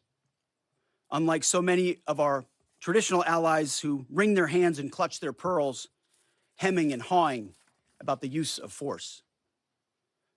America, regardless of what so-called international institutions say, is unleashing the most lethal and precise air power campaign in history. B-2s, fighters, drones, missiles, and of course, classified effects. All on our terms, with maximum authorities. No stupid rules of engagement, no nation-building quagmire, no democracy-building exercise, no politically correct wars. We fight to win, and we don't waste time or lives. I think that's an important point. I think we've forgotten how to win. And by that, I mean how to win a war. What does it mean when you win a war? The last time we won a war was World War II. Okay, we have the neutral zone filled with mines in Korea. How'd Vietnam work out? How'd the Iraq wars work out? How'd any of this work out? You could say it was politics. You could say it's something else. I think we forgot how to win a war. This is fighting to win because all of our lives are at stake. If Iran gets a nuclear weapon, because they've said they've wanted to use it, if not them, one of their proxies. They want to kill Americans. They want to kill Jews. So who are going to be the ones to take them down? The people who feel like they are the most threatened by Iran. When your enemies tell you what they want to do, believe them. And the Ayatollah for years did that. He killed over 1,000 Americans. Over 1,000 Americans, let alone his own people, let alone how many Jews he killed in terrorist attacks, let alone how many Muslims he killed in his own country and in terrorist attacks, or Christians for that matter. Him being gone is a good thing. Marco Rubio laid out the case for Operation Epic Fury earlier today. Going back to the purpose of this is to destroy that missile capability. Why does Iran want that ballistic missile capability? What they are trying to do and have been trying to do for a very long time is build a conventional weapons capability as a shield where they can hide behind. Meaning, there would come a point where they have so many conventional missiles, so many drones, and it can inflict so much damage that no one can do anything about their nuclear program. That is what they were trying to do, is put themselves in a place of immunity where the damage they could inflict on the region would be so high that no one can do anything about their nuclear program or their nuclear ambitions. They are producing, by some estimates, over 100 of these missiles a month. Compare that to the 6 or 7 interceptors that can be built a month. They can build 100 of these a month, not to mention the thousands of one-way attack drones that they also have. They've been doing this for a very long time, and by the way, they've been doing it under sanction. You see the attacks they're conducting right now?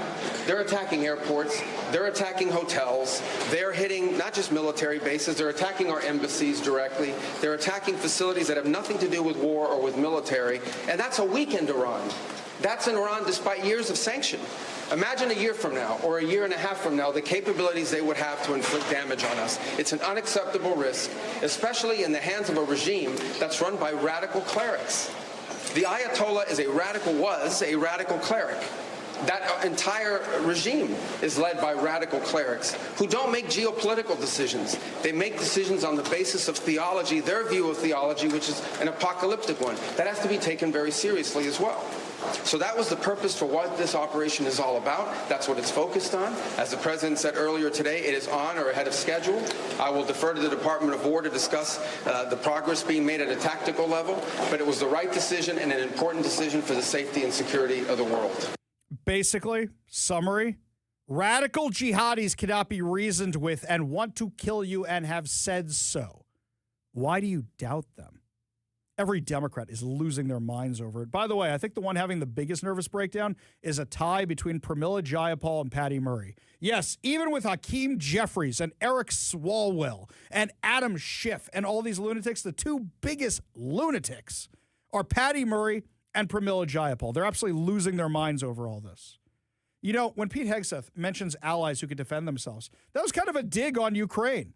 All these Democrats, oh, we got to help Ukraine. Oh, we got to free Ukraine. I'm not saying we shouldn't, but Israel can defend itself. It's asked to buy weapons from us. And from time to time, hey, let's work together on something. This is unprecedented. This is huge. This is really an amazing thing. There's one Democrat who's clear-headed. One, the guy who had brain injury recently. One Democrat, John Fetterman. Here's what he said on Fox News. Where does this go now? You have a vote coming up on the president's war powers. How will you vote? Well, I would really encourage everybody that are watching right now, look up and read the war powers resolution from 1973 and what that requires. What that requires is that provide 48 hours of notification, and President Trump had done that. And then that means after 60 days, then they have to withdraw those soldiers, or perhaps even for an extra 30-day extension. Timeout. Wait a second. All these members of Congress who are saying it was a surprise, knew it was going to happen. They knew it was going to happen. So every single one of them is lying. Neither of those things have been broken for that. There are no American boots on the ground. So that's why, Epic is now, that was absolutely not, it violates either one of that. And now people, they either don't understand that, or now what they're saying, things are just not true, that it wasn't illegal, or for that, they did not violate War Powers Resolution. Or they haven't read it at all. They just want something to be mad about. They just want something to get clicks off of. And they know that the majority of the people who follow them on social media and actually like their posts haven't read it either. Continue, please, John Fetterman. I like this guy more and more every day. From 1973. Right. So you will vote in what way on Tuesday? Well, of course, I'm going to vote it. I'm going to vote it down. It's not necessary. Honestly, the entire thing. It's really an empty gesture. There's not going to be any votes. But when you're not even breaking the War Powers Resolution, why are you even doing that? Yeah. So I mean, and let's also be clear. I'm tired of seeing people, go on social media and saying we can never allow Iran to acquire a nuclear bomb, and Israel always deserves insecurity, and they deserve to exist. Well, if you're not willing to do about it, then it must just be empty words. Yeah. Are you really? Does it matter?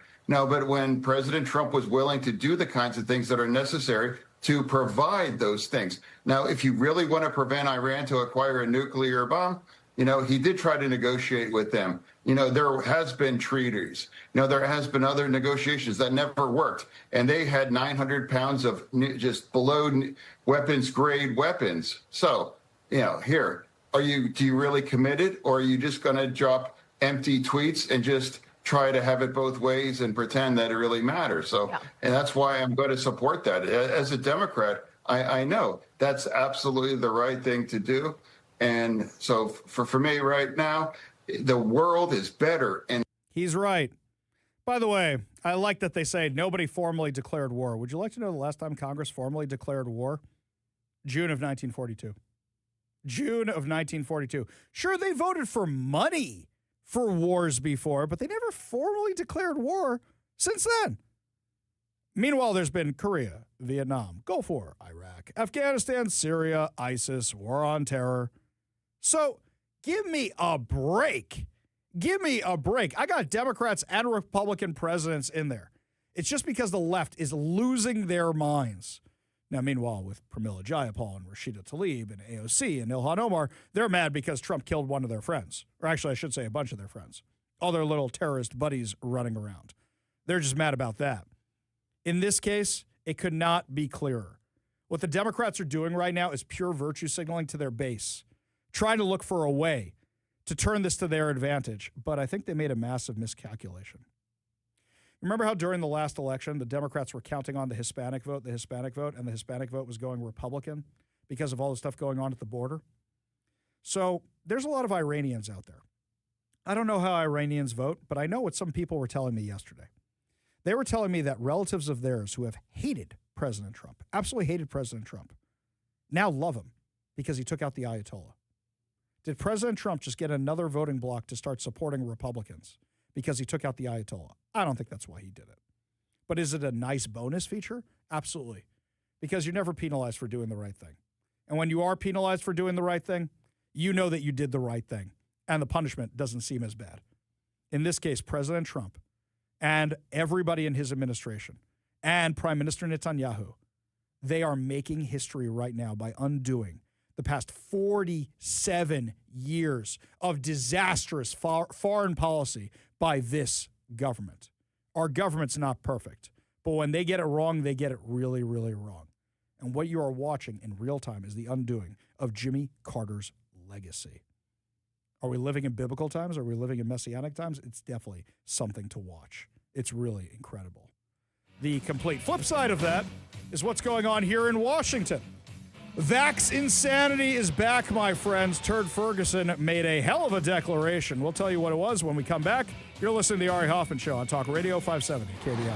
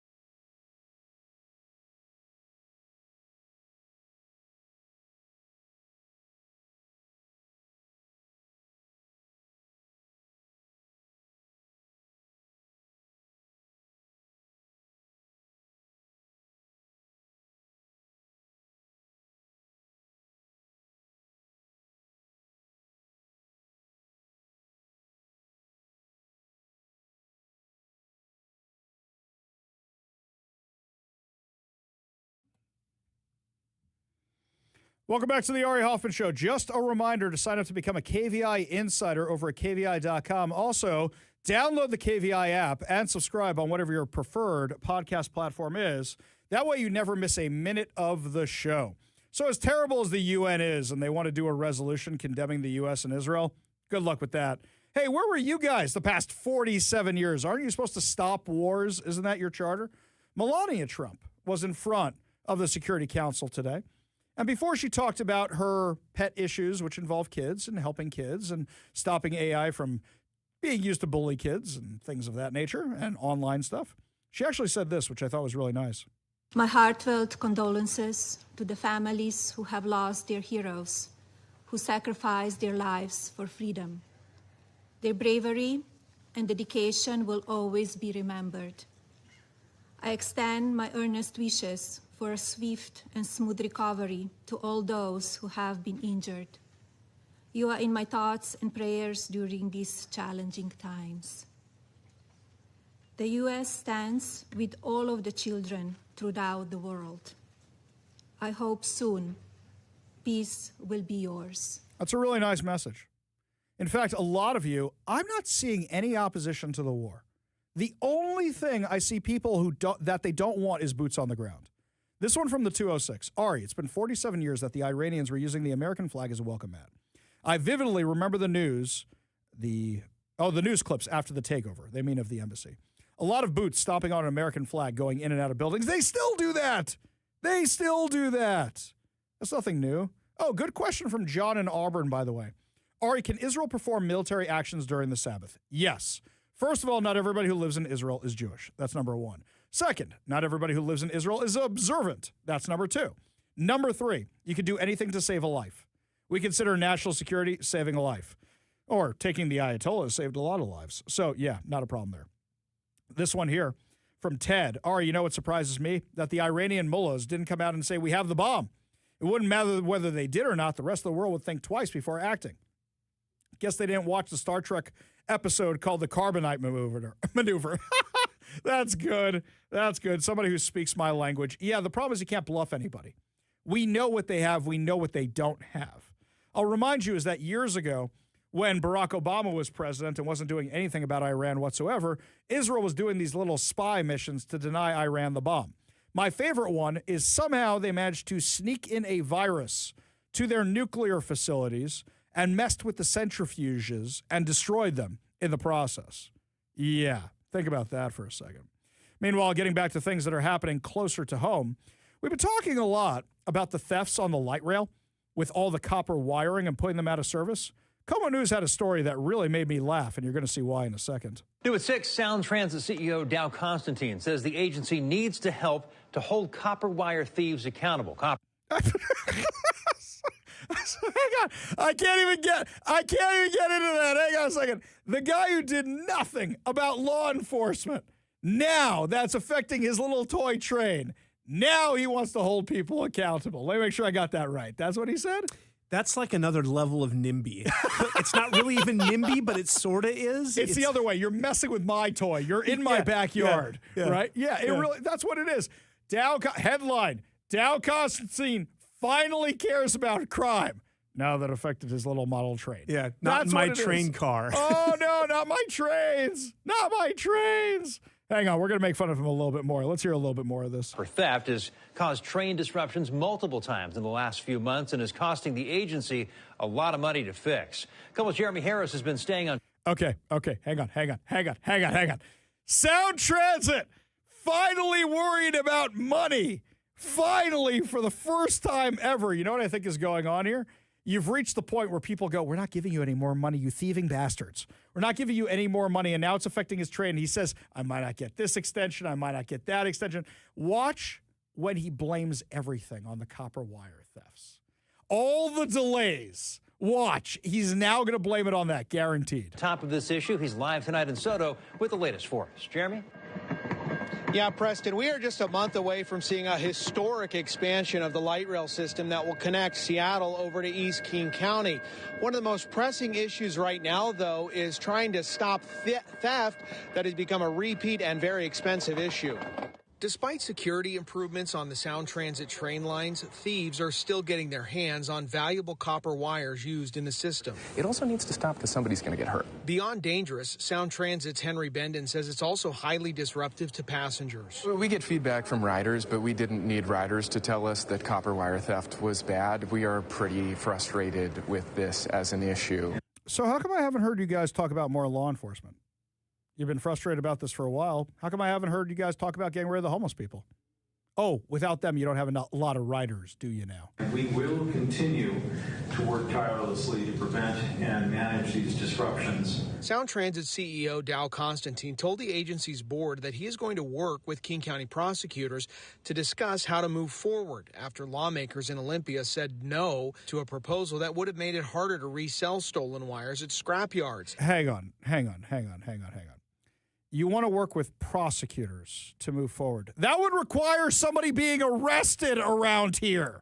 When is that going to happen, Dow Constantine, anti-police lunatic? Oh, we're going to work with prosecutors. For what? Really, for what? What are you going to accomplish here? It was the second year in a row that the legislature turned down similar proposals. Because it was stupid. It is so terrible. What they're doing, and our losses are so terrible. It's not just the train lines that are being targeted. Thieves also hit phone, internet, and even power lines, prompting Tacoma Power to now put these signs on poles warning would-be thieves that they have no copper and no scrap value. Which is incredibly dangerous. Oh, this is like San Francisco when people leave their doors and windows open. I got nothing in the car. I got nothing. When you're at this point, you're already in trouble. That's incredibly dangerous. Sound Transit has fanned out cameras in vulnerable areas, one of which recently caught a person stealing wires in between trains on an active line. The trains do 55 miles an hour. They are 400 feet long. They cannot stop. I mean, at this point, where does the agency go from here to address this issue? You know, I think we follow in Dow's lead, which is an all-of-agency, all-of-options approach. Physical infrastructure, legislative priorities, working with the prosecutor's office. Now, Whoa, that's not all your options. That's not all your options. Where's the police? Where's the police in there? Didn't hear that anywhere. Here's something else. Where's dealing with Homeless Inc.? Because a lot of this copper wire theft is them. Why isn't any of that? You're not working with all stakeholders, so this is not going to get solved. However, don't worry, guys. Turd Ferguson, he's going to solve all our health problems because him and Jay Inslee and crew and Dow Constantine did such a bang-up job last time around. So Washington lawmakers last week approved a proposal from Bob Ferguson, according to Como News, to shift authority over vaccine and other preventative health care recommendations from the federal government to the state. You guys did such a good job during COVID, didn't you now? Okay, you can only go in that restaurant up until 10:59 at night. At 11, the Rona's going to get you. After that, you could die from the Rona. In fact, when you go to a restaurant and you sit down at the table, then you can take your mask off. But if you get up to go to the bathroom, then you have to put your mask back on. In fact, if you go anywhere, you have to put your mask back on. In fact, that waiter person who comes to your table has to wear the mask and gloves. Do you remember this stupidity? Oh, you want to go walking outside? Take a yardstick with you and make sure you're keeping 6 feet difference from the person you're bubbling with. You remember that nonsense? Bubbling? Oh, we're okay. We don't have to wear masks because we're only hanging out with these people. What kind of nonsense is this? The measure passed 36-12 and now heads to Ferguson's desk for signature. Oh, that's going to be fun. Next up, my friends, Tiffany Smiley is going to be joining us to weigh in on the U.S. and Israel's attack on Iran and what's going on up at Capitol Hill in D.C. We'll give you all details when we come back. You're listening to the Ari Hoffman Show on Talk Radio 570 KVA.